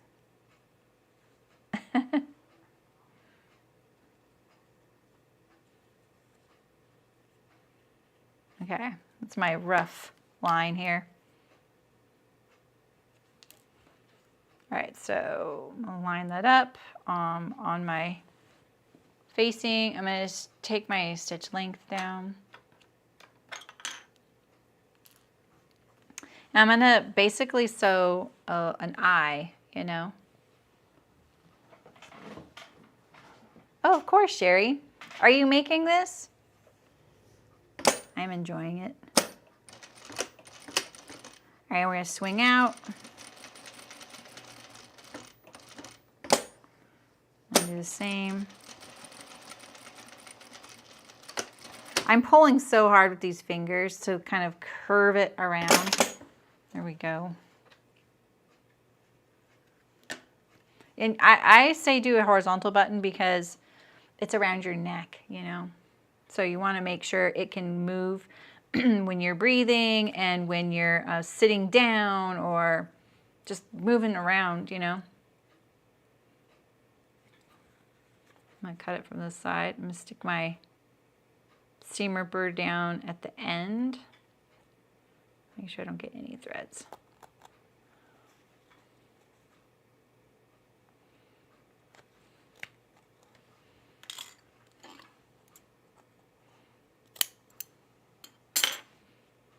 All right. And then this is the snap part. Sometimes I get a good snap, sometimes I don't. But once you turn it, you go like this. I was hoping I'd get a snap on the microphone, and then you get a little snap sound.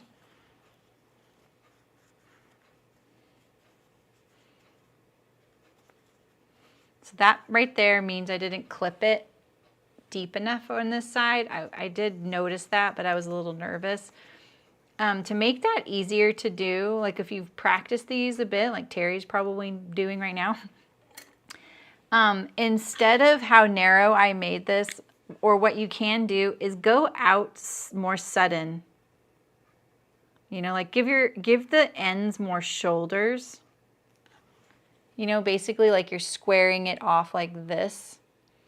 That way there's more space there when you clip it.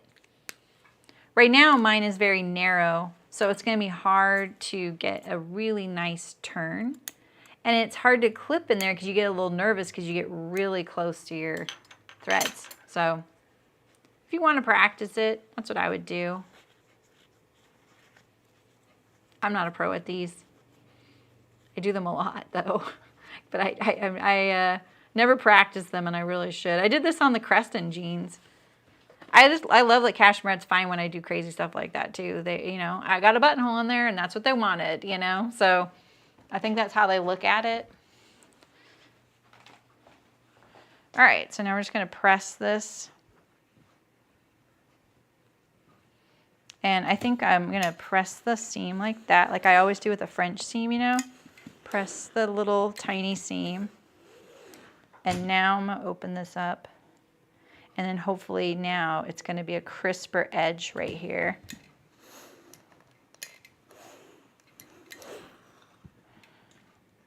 I don't mind so much it looking kind of funky on the inside like that. I'll show you under the other camera. I'm more concerned it won't look good on the right side. So here's my buttonhole. Looks kind of big. It's a little big.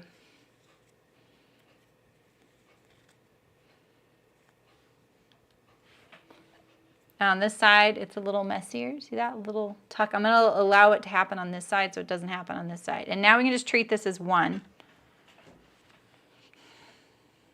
Now we're going to do our shoulders. All right, so take your uninterfaced pieces and your interfaced pieces.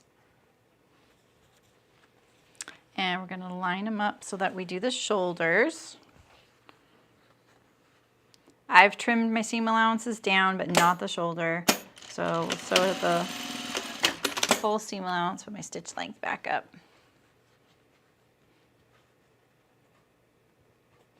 Did you ever try ordering fabric from that, wasn't it that, is it We Are Fabrics in New Zealand?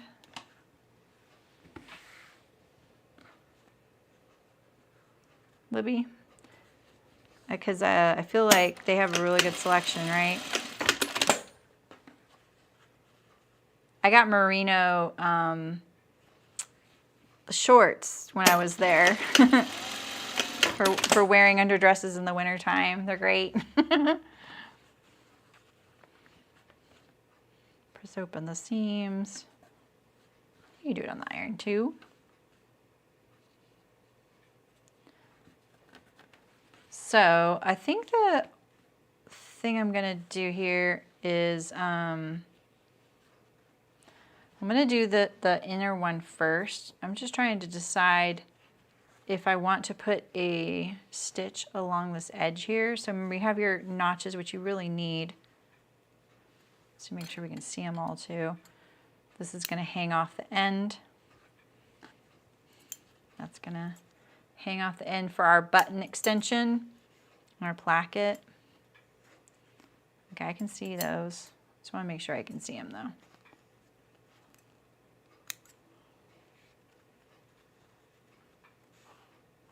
And so here is where we're gonna get that shaping for the neck thing here. Let me make sure I got the center one here, and then there should be one here and here, yeah. Here and here, okay. Okay. Let's add our gathering stitch. So the back, you can just put a stay stitch here if you want, and I would do it just inside your seam allowance.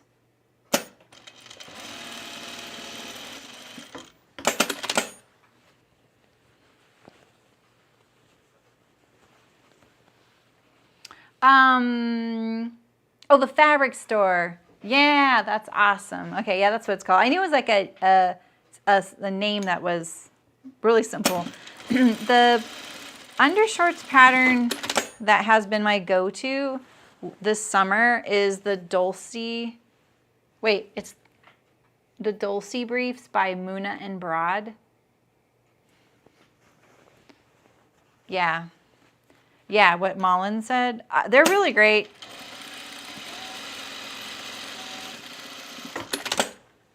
I've been really liking them. They have a inseam gusset. They're very easy to sew.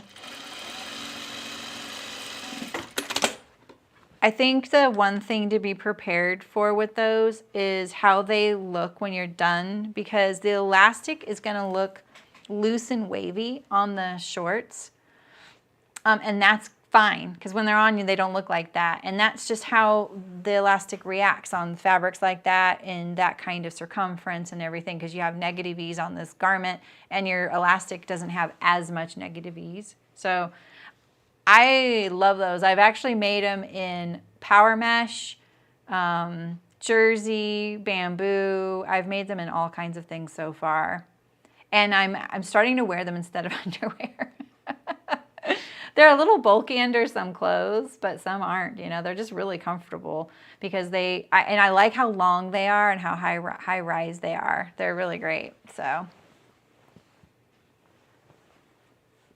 Ooh, Terry, I feel like we're racing each other. Wait, isn't that the Wicked Witch song? Sorry. Maybe not what we wanted.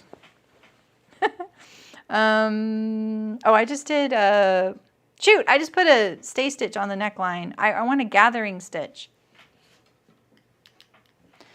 Ay, caramba. How am I going to fit that in there?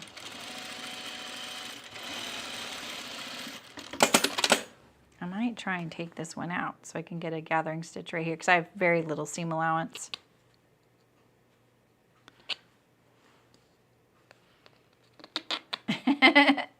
Well, you'd beat me in hand sewing if I had to do any though.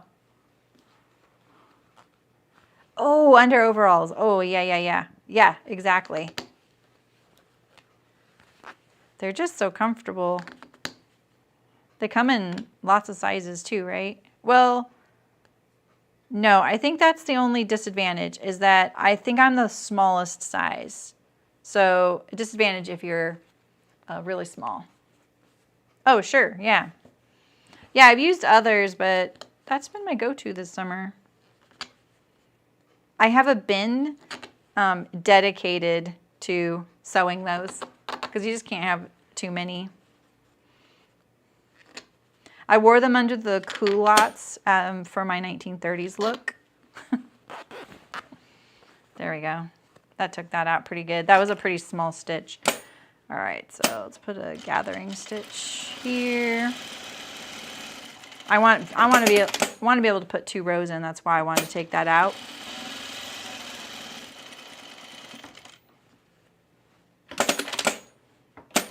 Down here. I keep thinking about my label, but I'm going to do it once this is, well, this is the front. We can put it on the back right now. I did Curtis's suggestion and Terry's. Is that over? That's a little overkill, you guys.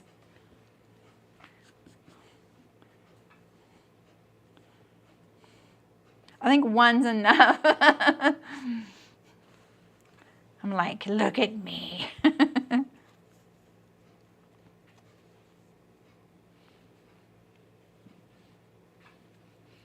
I'm just going to put the plant. I feel like it's a little more understated. Sorry, Terry.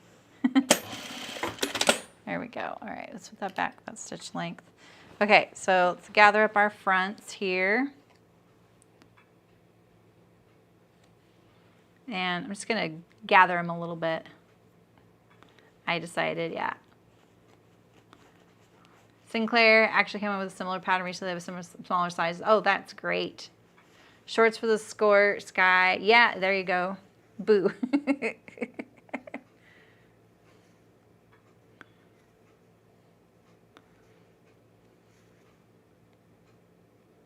rid of that. Okay. I was using the undershorts for the Shenanigans skirt by 5 out of 4 patterns. That one has a gusset, but it's the little diamond shaped kind. And the Dulcies are like the inseam kind, so it goes all the way down your leg. And I even put a little liner across it too.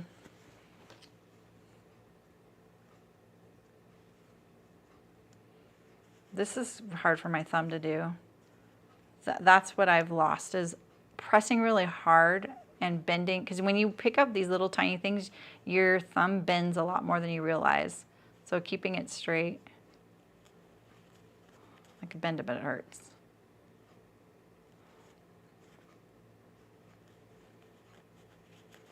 It's such a short section. Make sure you don't pull from one end, otherwise you'll pull it out. If you're doing like a slinkier fabric, that's easy to pull than this. Because this is a little stiffer fabric, and I have 2 layers, so it's gonna be stiffer. So I'm still stronger on the side. Okay, there we go. Probably pulled too much. We'll see. All right, and I'm gonna do it with the wrong side up. And we're gonna get the inner one. And I'm trying to decide, oh yeah, that's what my plan is. Okay, yeah. Okay, so remember you're doing the outer edge here to the garment. So flip it up that way. Oops, like this. So here we go. And that little notch is going to go to the end here, like that. Let me go to the other side though. Like this. Actually, I did want this side because I want to flip it over like this.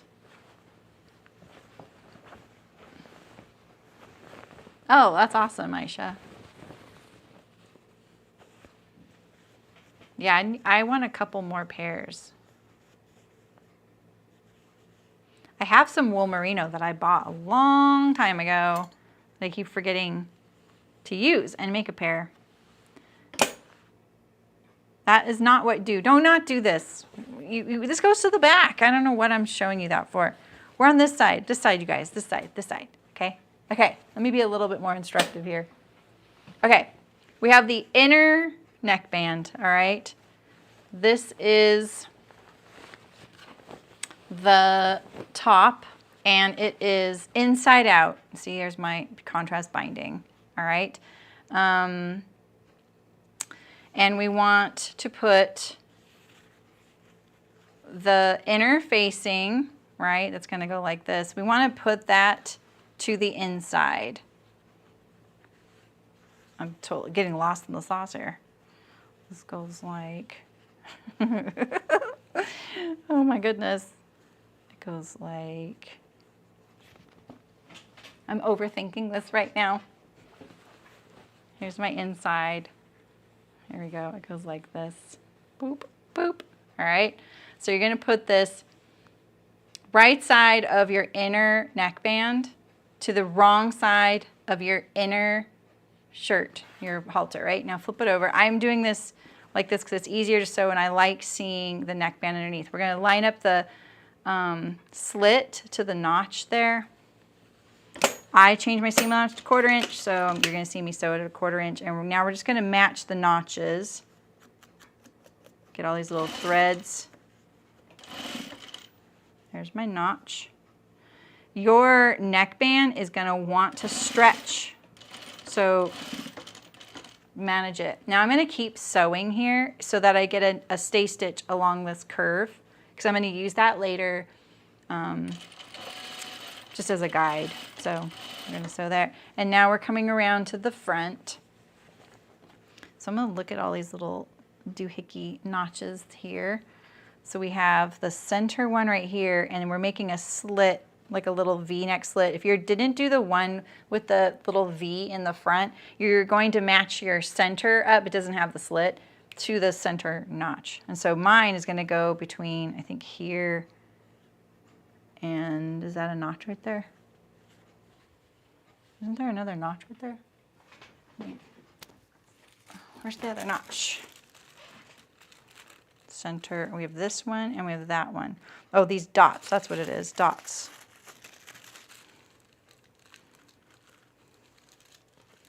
Yeah, that's it. Okay, wait, let me get my notches on here correctly. We have our shoulder. And so this is the center, okay, like that. So these dots right here, that's where our V is. I did lose my notch on that one. That is not a notch. I think I did that. Right there. Like that. Wait, that's not lining up. Ah! Let me make sure I got this right, these notches here. That's gotta be the center, right? Oh, I left off the center. That's right.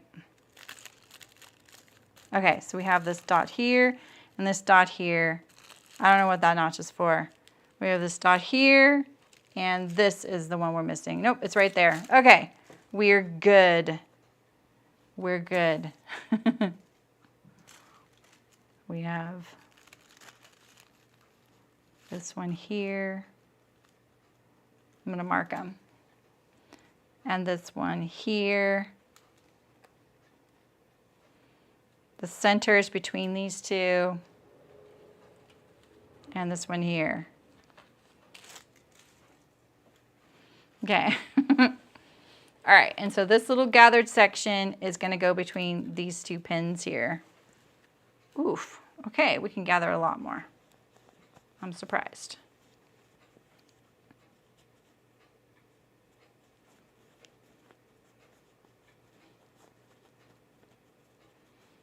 Okay.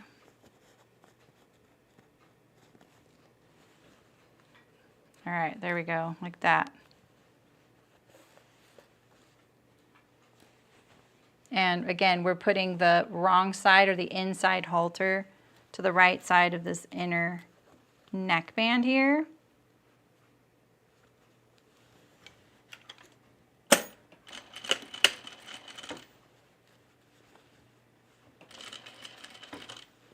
pull your gathers. Make sure they're nice and perpendicular to the edge there. There is a tight amount of gathers. At least, especially with this cotton.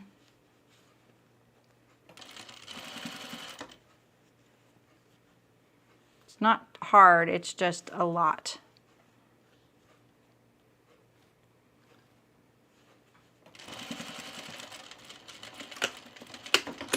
Okay, there's that. Getting rid of some of these threads here. Boy, come on. There we go. All right, and now I'll put the other one.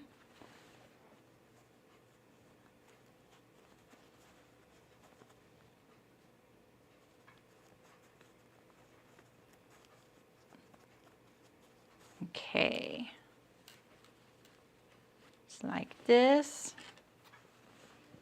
Put all those threads towards the raw edge. Why'd you do that? There we go. I pushed down my presser foot and it took the neckband and folded it right over.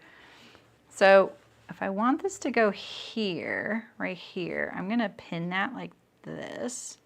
And then that way I can maybe get these gathers closer to the starting spot there. I have something to pull against, you know. The two layers of the cotton are a little thick.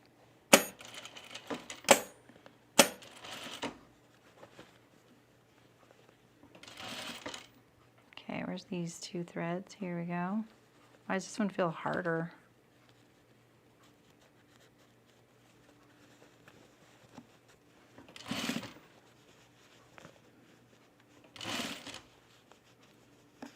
Trying to keep it parallel to that curved edge too. There we go. And then now, come around. Make sure you don't twist your facing.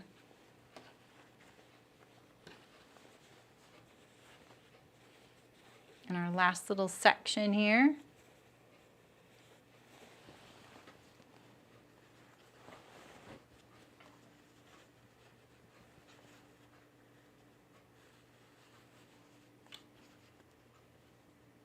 I'm making this look hard, aren't I?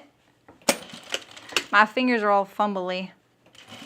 All right, so now we're gonna line this up to the notch, the end of the center back there. There we go. Okay, so now we have our inner neckband on here. See that? Looking cute. And now we're gonna put our outer neckband on here. So we're gonna put a stitch along this perimeter edge here. And it's gonna be kind of like halfway between a stay stitch and an easing stitch. Something you can pull on, but you don't want gathers.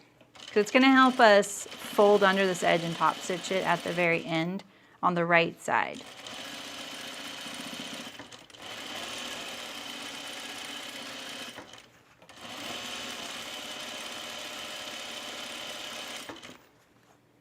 Opening up my seam allowance as I go.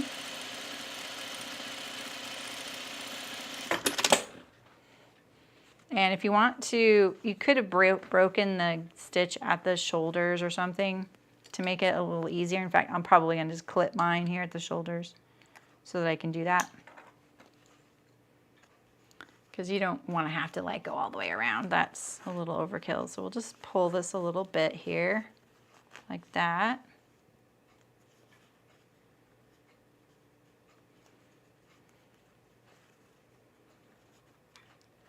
There we go. You can always take some of it out. Pull this here.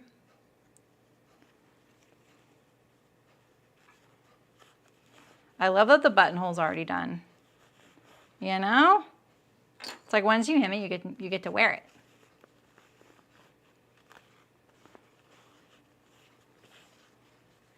Okay, let's cut this one at the shoulder too. This is just a way to make it easier to fold under. That's all. You don't have to do this if you're a pro, you know. I think it's going to be a little fiddly. Any way you sew this, it's going to be fiddly. If you follow their instructions or these. I just think this one gives you the most control over how it's going to look on the right side. So that's why I'm doing it this way.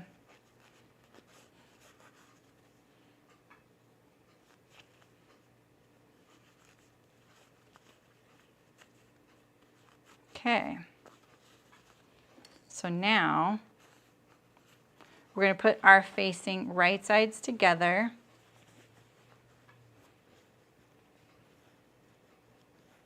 This, and I think I'm going to sew it actually from the facing side so that I can go down the center back here like this.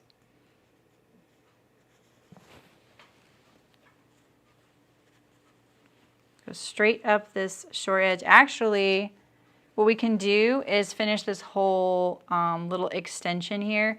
So we're going to put this right sides together like this, right?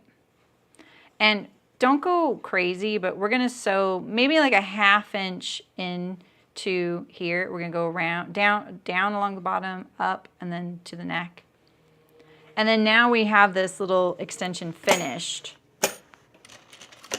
It'll make it less fiddly when we're in that final stage. It gives our edge there something to like line up with when we turn. All right, and now here we are along the top edge. Let me make this a little less confusing here. Maybe I can't. Maybe it's just, oh yeah, we're good. It just looks confusing, right? Now line up your shoulder seams and any notches if you have any. I think all I have is the shoulders and the center front on the neck here. So right here. Oh, I didn't carry that notch over. Bummer. It's right here though. You can see in between those two V's.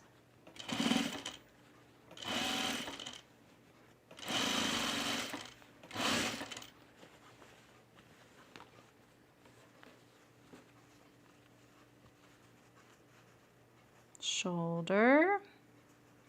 What time is it? Oh, it's only 1. It feels later. Maybe because I'm hungry. I brought a good lunch today, though. I kind of can't, I mean, maybe my little coffee shop across the street has changed, but I think they went into like summer mode at the beginning of summer and they made like less hours. And for me, I'm like, but in the summer is when I want all like the iced fun drinks, you know? All right, and again, I'm gonna put this, fold this, this is the halter right here and the seam. We're gonna fold it up into the seam. We're just gonna go along this bottom edge, enclosing all the layers, just for like a 1/2 inch so that we have a nice clean edge here for a little bit, like that. Right, and now we can trim these corners.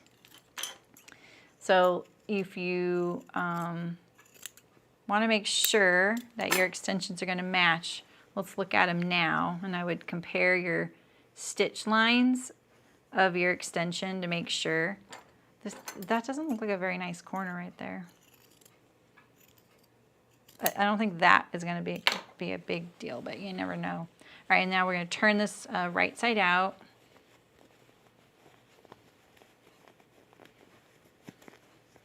It's going to be tiny and fussy, and my thumb's going to hate it.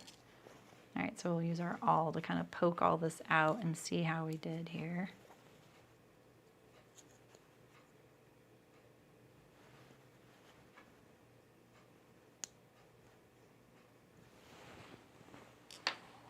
Kind of thinking of sticking my hair in there. Get the point out a little bit. Sometimes it's kind of helpful for that. Doesn't always work. I think they make a point turner though that's really similar to this thing. At least now I've got it there and I can grab it with my awl. There's our little extension, right? And then we have a little, it's nice and clean all the way there. Okay, and then where's the other side? Here's the other side. One more step. And the hem. The poor hem. The hem is always like, oh yeah, the hem. Be cute to make the hem binding.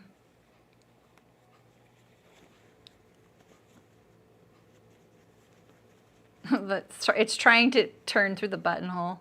Look at that, I can use the buttonhole to actually turn the corners, which is great.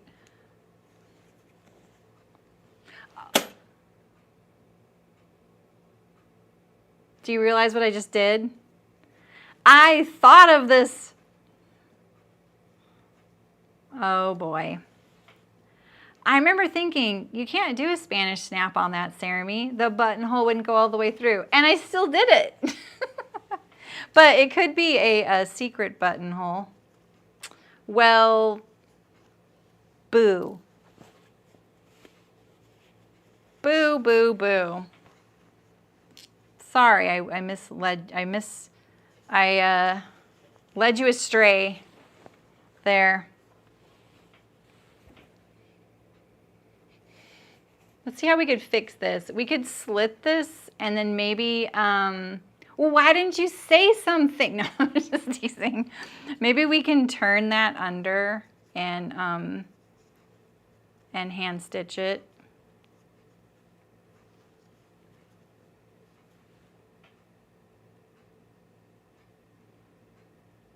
Yeah, I remember thinking, I was like, that's not possible. You can't do a Spanish snap there.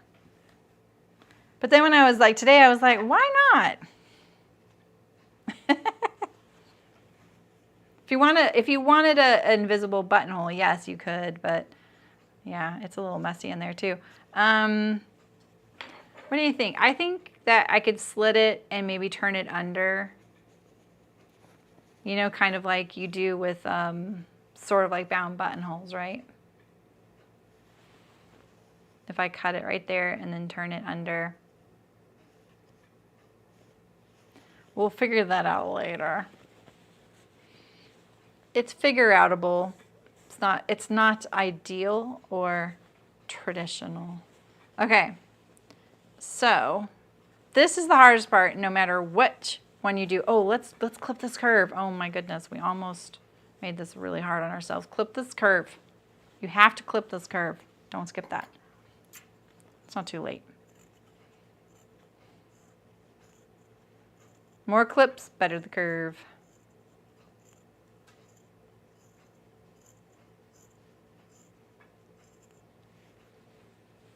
There we go, Jackie, right? So wing drama. We need like a little, see if we were Twitch streamers, we'd have like a little sound bite for that.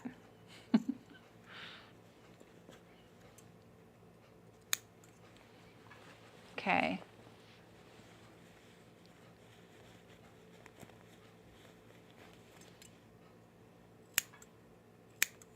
Look at that, I can clip with my thumb right now.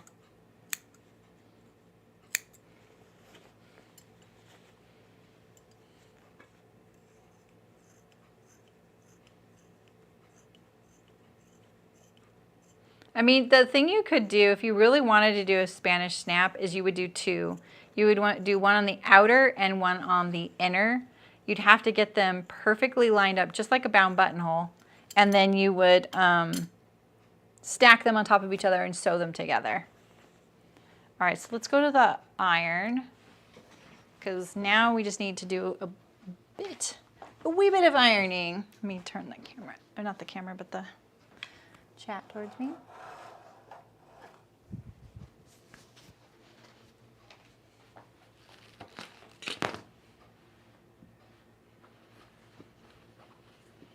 Okay.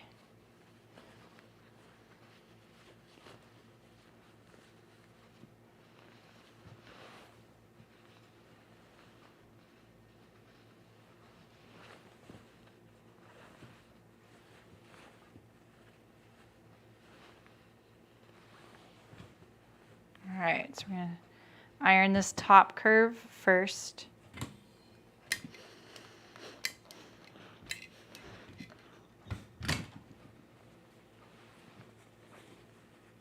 Yeah, right, Terry? Exactly.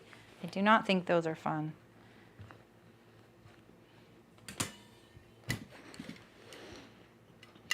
If my family was stranded on a deserted island and they were like, Saremy, you have one way to save them, and it's to sew the perfect bound buttonhole, I would probably just send them life jackets.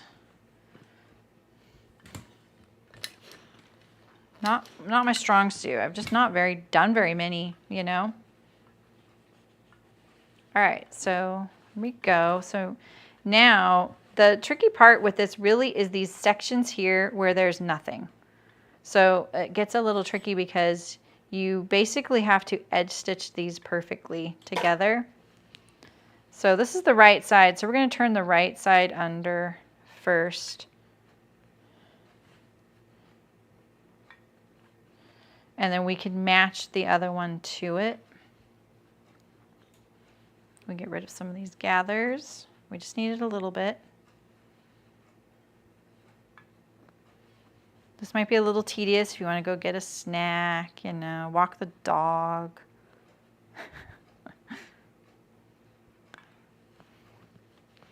But this is right now when you're going to set yourself up for some nice success. So make sure you take a little time here.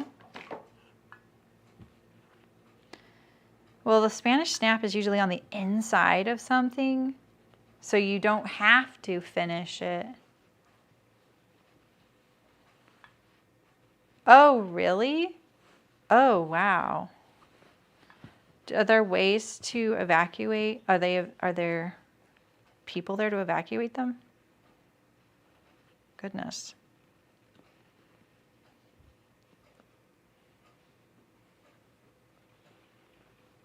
The little buttonhole facing is exposed on the inside, but not the inside of the garment. But yes, Libby, usually what people will do is make them, they make them nice and clean, you know, like they'll stitch them down. So you know, you can do, you do individual facings. I've seen some where people use it as the embellishment technique or embellishment opportunity. Sorry, you can't probably see very well right now.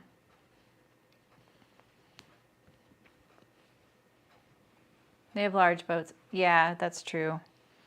Those boats take a while though, you know, and they can't be a fun ride right now.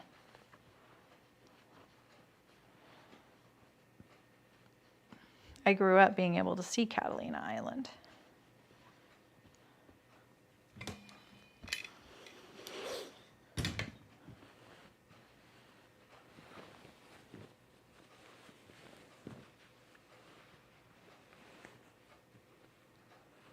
Oh, serging or zigzag. Yeah, exactly. You could do that. Yeah.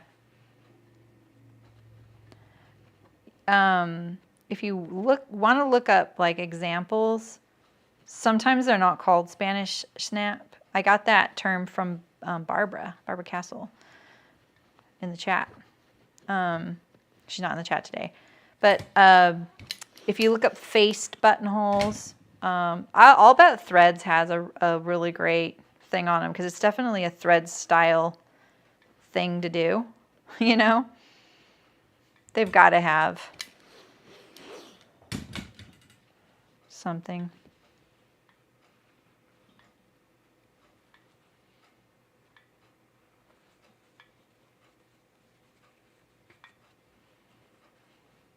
I was thinking about Amy Sheridan. Remember the other day she was like I'm not going to say anything about your guys' weather. I don't want to jinx it for me.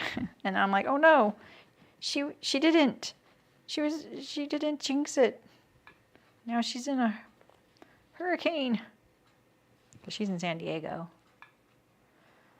There is a hurricane off the coast of Mexico, and it's going to impact Southern California. I'm mostly worried about places like Tijuana.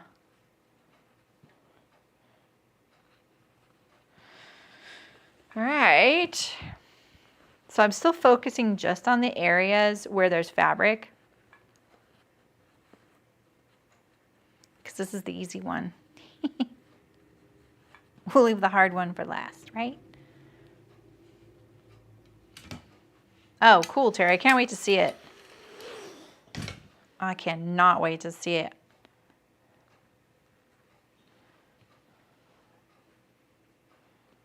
All right. I'm also kind of tugging the under facing so that it's not showing to the right side, you know? That's what I'm thinking about, things like that too.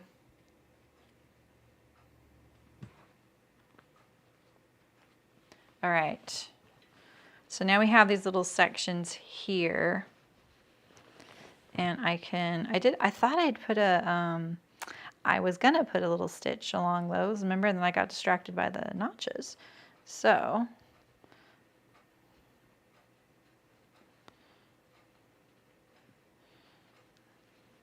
let's actually flip this over maybe. I'm just turning the right side facing up along my stay stitch line that I did. But I want to press it and I don't want to press the other one yet.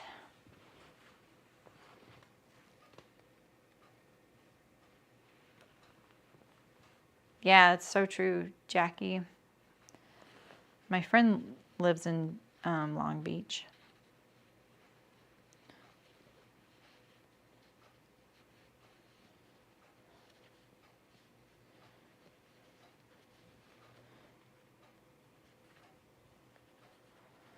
Fiddly stuff, fiddly stuff. Oh, yeah. I start doing it and then I'm like, oh, do I like that? Okay, this is how I'm gonna do it. I'm gonna iron this up.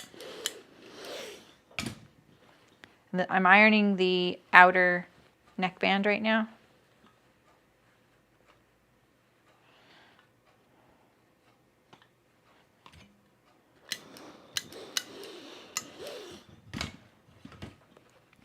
And now on the inner one, I'm gonna match it to the outer one.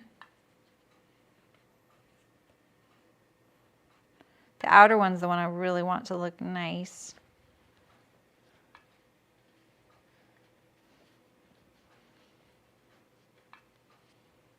You know, honestly, I think what I'm gonna do is pin a parallel line here. Then that way I can't over rotate it.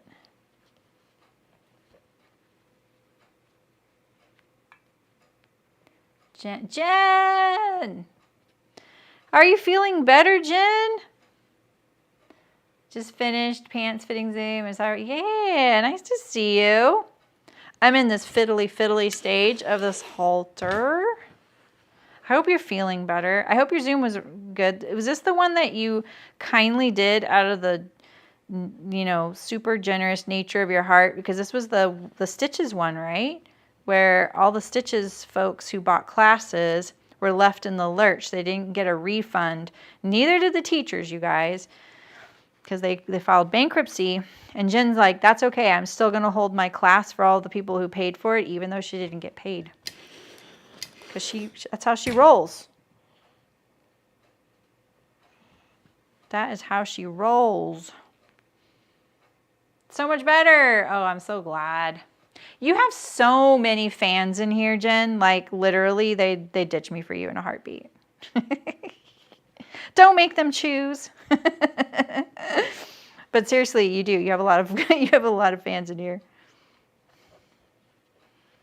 I see your videos pop up in my guild a lot. I feel like they do it kind of shyly, like they're scared to post them because it's my guild. And I'm like, sometimes I'm like, have you guys checked out Jen? Like maybe she has video. Who's Saremy? Exactly. Yes, I know. You did a follow-up for the Stitches class last week, and today was the ASD pant follow. Oh, got it. That's right. Wait, wow.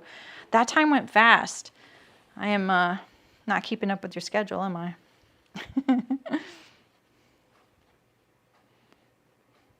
I didn't pin this side, you guys. We'll just put a few pins in. Look at me using pins. Okay, just put that in there. I might have to undo that one a little bit. All right, and so now we're gonna do this fussy section again. I did iron this here. Let's iron that a little better though. A little better. I've been trying to put some class ideas together for that Sew Expo, Jen. I have a bunch of ideas. They sort of, I feel like, out of respect for the person offering to host me, need to be sewing related though. I'd love to do drafting, but I think that because they're hosting me, it's a sewing room, that I should pick sewing things, you know? I think I have a pretty good list. I just don't want them to be redundant with other people's things or too hard. I feel like I tend to pick things that are a little too advanced, and I think that crowd doesn't really want too advanced things, especially because they're trying to take in lots of information. So my time is very well spent watching here.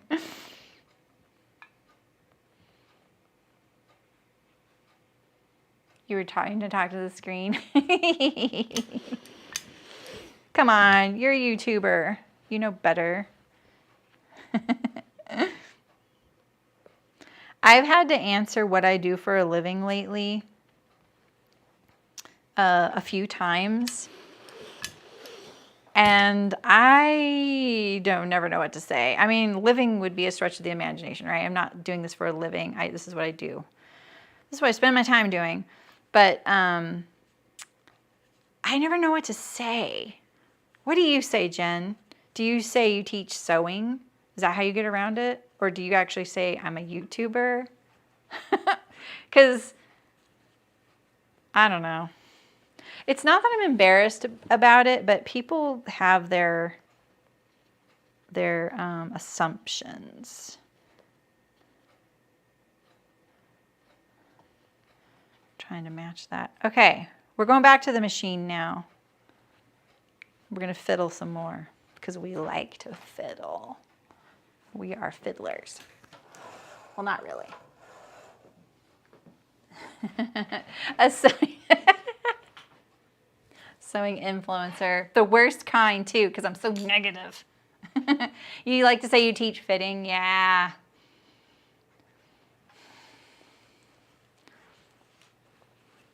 Okay. I'm a sewing teacher and content creator. Yeah, that works. I sometimes, depending on the circumstance, like right now it's been all about my thumb, right? They're like, oh, you know, they want to know, am I welding? Am I a thumb wrestler? You know, like they want to know what they're dealing with here. And so I'm like, I sew a lot. That's what I say. I sew a lot. I teach sewing. Okay, so here's the right side of our halter here. So I'm going to start sewing back here and then move along.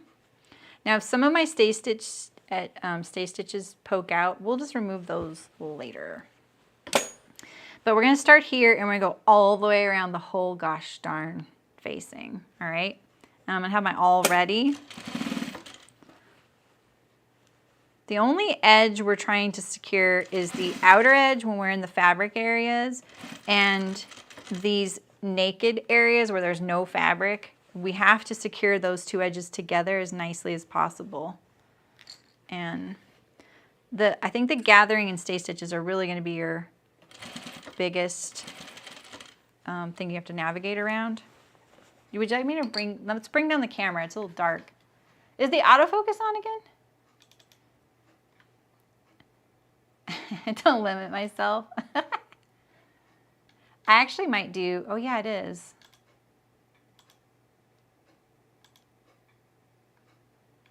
Let's zoom in.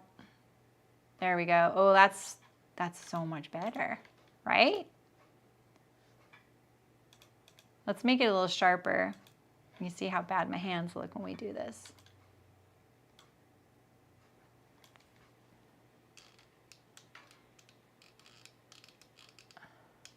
There we go. That's a little better, right? a little close for the focus, but there we go. All right. Let's put the pin cushion down here. The other thing is this is a big curve, right? So I'm trying to keep it in the curved shape so we don't lose any of that.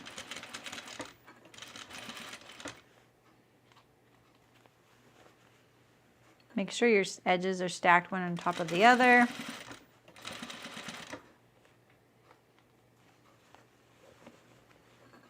Rachel, Neil, your extension kind of, yeah, exactly.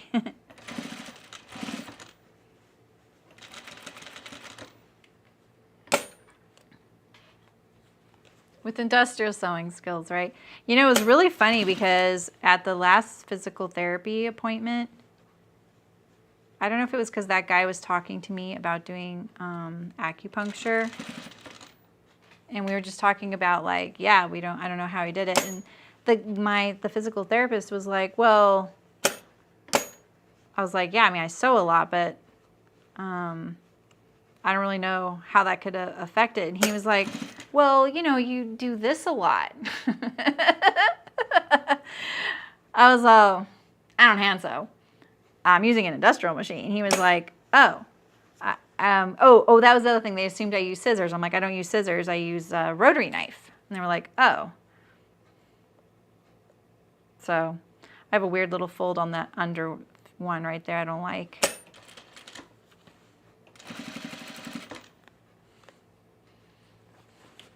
I really don't like it when people, like, in a medical situation ask you, you know, like, you know, what's going on and everything, and you tell them, and,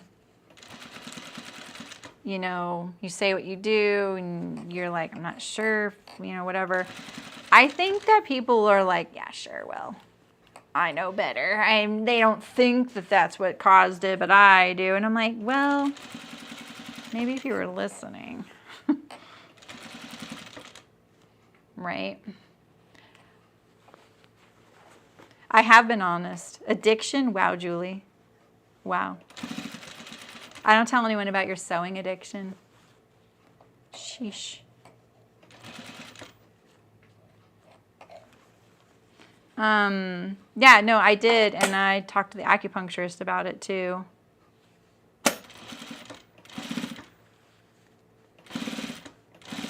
Okay, here we go. We're in the clear. So now we're just gonna go around the top here. Let me make sure I make it on there. A little worried there. The facing. I ran out of bobbin thread. Why didn't you guys tell me? Wow. Wow.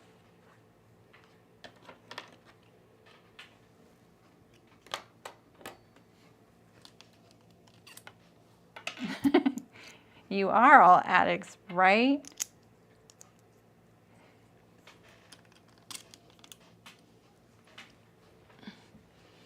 The thing is, I do game every day.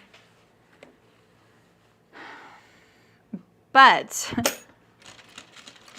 I don't game nearly as much as most people, you know? That's the crazy thing to me is that people with really serious like injuries due to that, they are doing this 8 to 10 to 16 hours a day, like seriously. You know what I mean? So I'm doing this for 2 hours. All right, so it's already been sewn. There, I have to say, you know how I was telling you guys, like when they say to do 2 rows of gathering stitches and then stitch in between them, this would have never worked on this one. I can see my needle holes, and they're you know, like I say, you're piercing the fabric. You're actually piercing it, like, and I mean like you're changing it, you're cutting it with your needle. So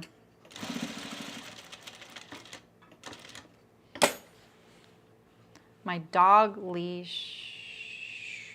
You mean like from holding the dog? No, I don't use one because we're on 5 acres. It's a good thing though. a good thing to think about, because it is those kinds of little subtle things, like, you know, that you don't realize are contributing to it.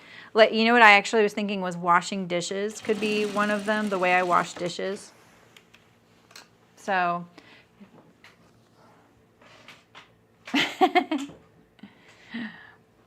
well, Jen, I do it at night, like from 9 to 11, that's what I'm doing. At the end of the day,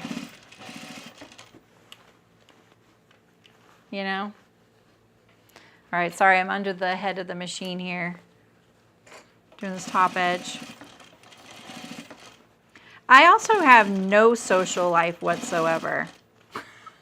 I'm not saying that to get pity. I'm just saying, like, I don't know anyone really. I used to have a huge friend group, but here I've just never really found that friend group. So the people I hang out with are really my family. And so we go to my parents every few weeks or so, you know. You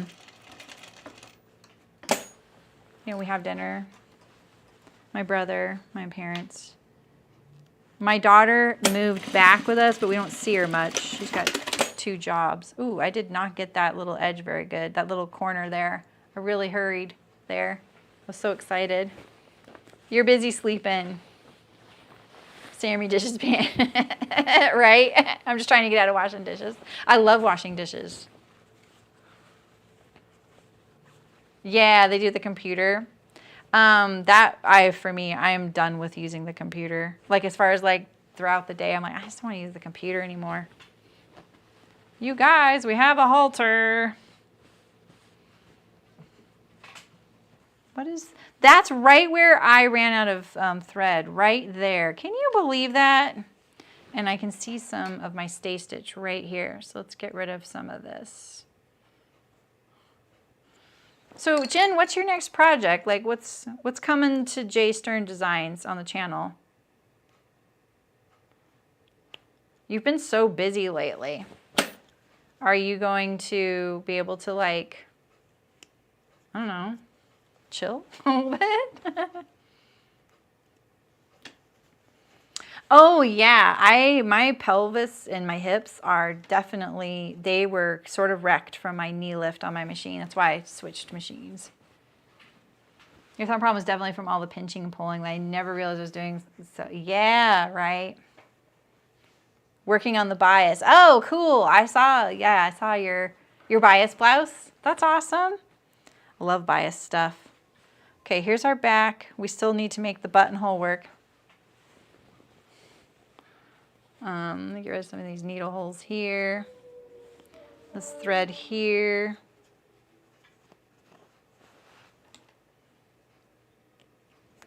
That's where I ran out of bobbin. Get these little threads here.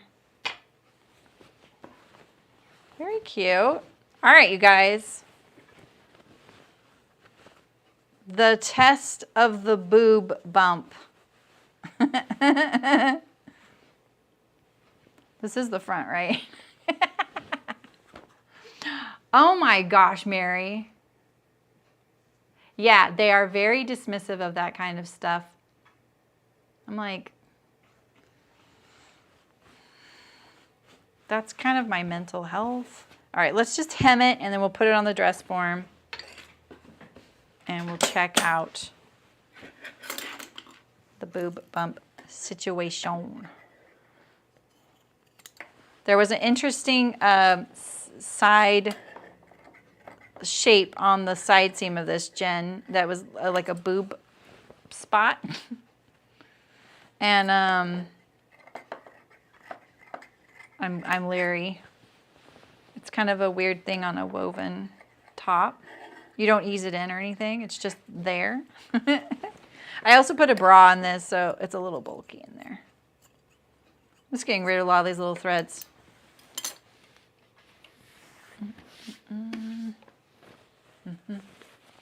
The boob bump is in the front. Or we could hope that your boobs are on the side. You know, it happens. Okay, let's start at the side seam. This is the front. All right. I can tell that little bit of stitching right at the front there is probably Probably needs a little finessing. It's not looking as nice as I'd like it to look right there. Look at that. I didn't even do it. This is what I get for making fun of the sewing in that one picture. I was like, I'll clean that up. I deserved that. All right, so let's do, I'm just gonna do a little rolled hem. Oh.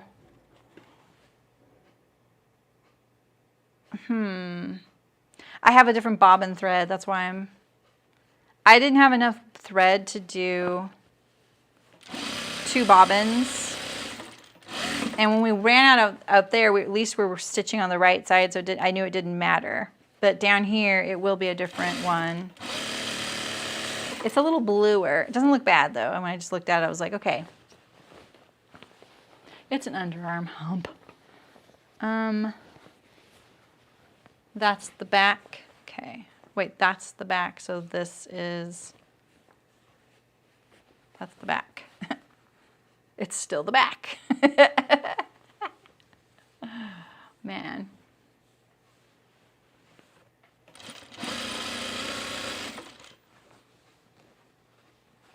Underarm hump.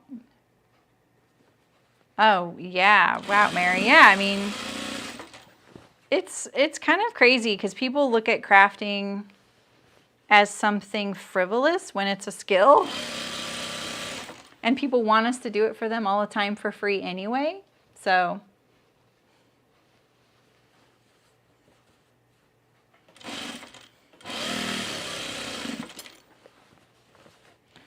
okay, almost done with this.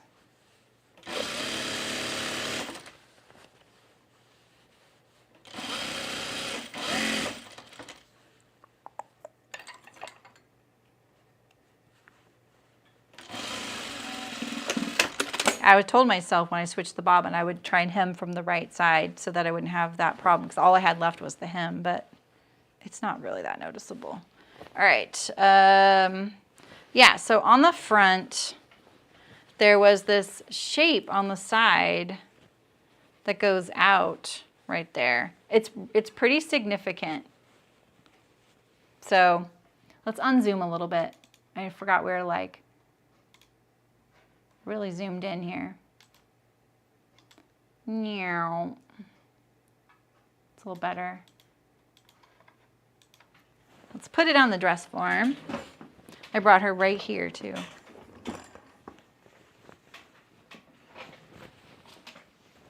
Let's see here. This fabric might be a little tricky to get on my dress form. And we got to pull the elastic for the bra. Okay, let's pull the bra down first.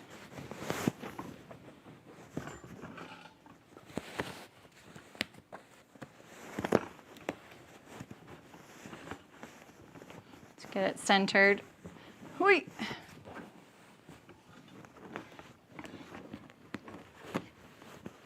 Okay, well the bra comes down low, nice enough there.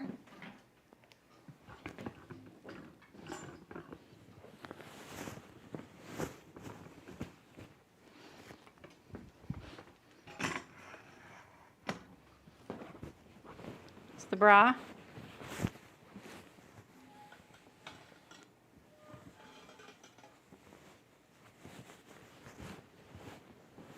Yeah, I just didn't want to put it on her on full screen, Terry, sorry. I sometimes feel a little self-conscious standing on camera. Just centering it.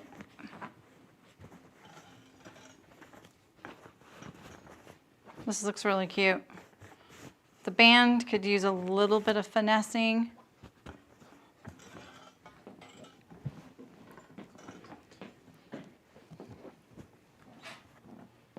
All right, so there's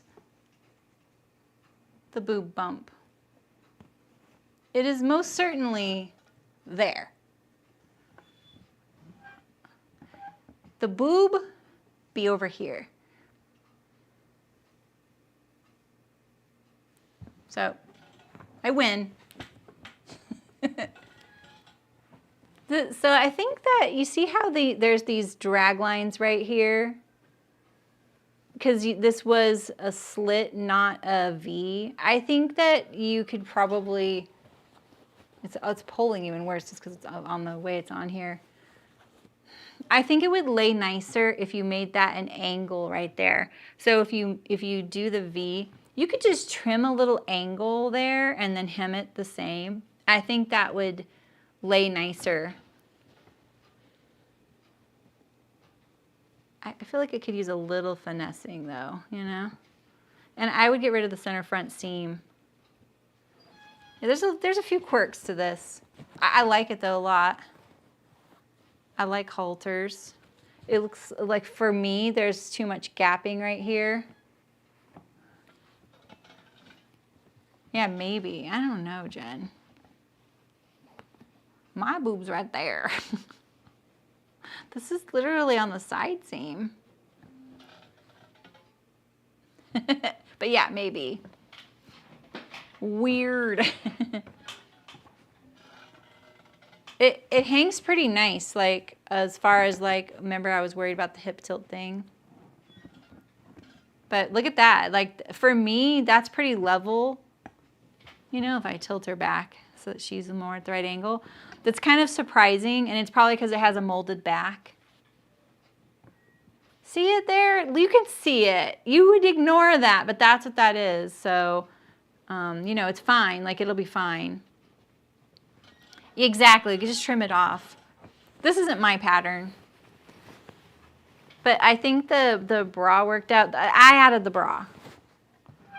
It goes down in the front, up in the back a little bit. I think that will be nice so there's no bra necessary. Yeah, so I love this. It's really cute though. Really cute. This gap might show up right here on me. On someone else it might not though. You know what I mean? Oh, this side's not nearly as much. It could just be the way it's on the dress form. It's kind of hard to get things on the dress form sometimes because it's really like grabby. So, but I think it's turned out really cute. One last summer sew. So if I did this again, I would put the center front and the center back on the fold. I would make a slit at the front instead. If you did the E-stitch at the bump, you'd have to lengthen the, or you'd have to shorten the back side seam, and your side seam would go up a little bit.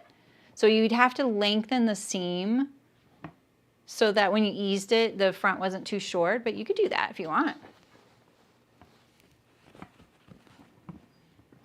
Now it looks like it's tilting. Why on this side? This side doesn't look like it's tilting, so it might not be on my dress form very straight. Let's see if I can. That looks a little better right there. The back looks like it's hanging pretty straight down, so.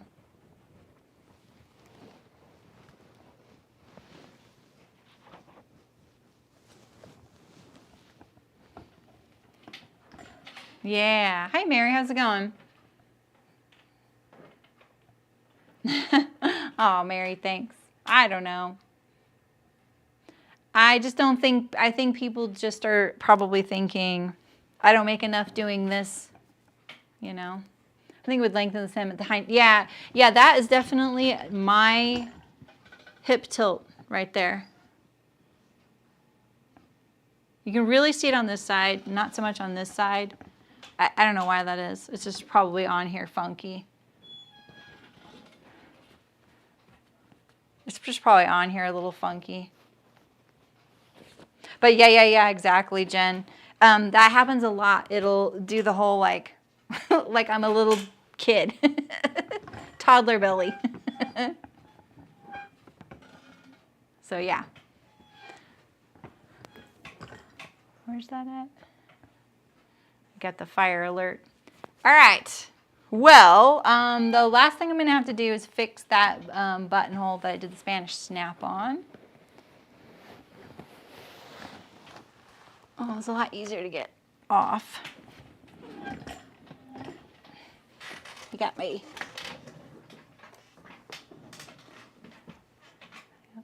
It fell off my dress form.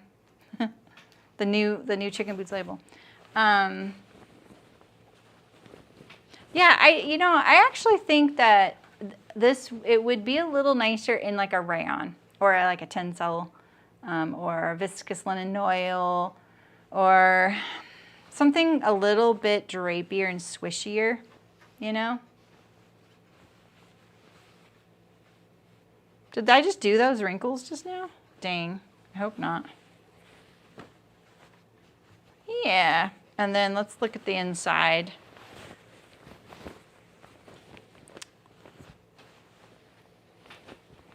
So if you're at Hearts Fabric in Santa Cruz, this will be hanging up there soon. You can check it out. The camera's still really zoomed in, sorry. Sorry. Now I just put you on a roller coaster ride.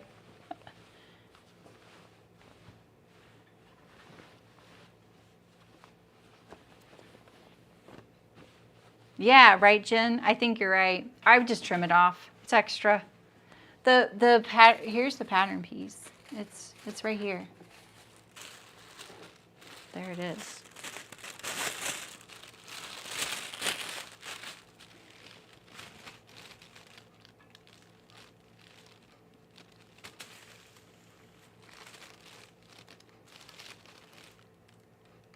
I don't know. It might work for somebody, that little bump there. But yeah, in a drapier fabric, it would just, yeah, see? Okay, thank you.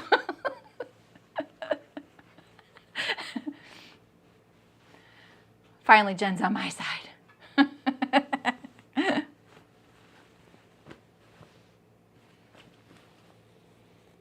Oh, that's what's going on there. Oh, yeah, I'll take out that little stitch there.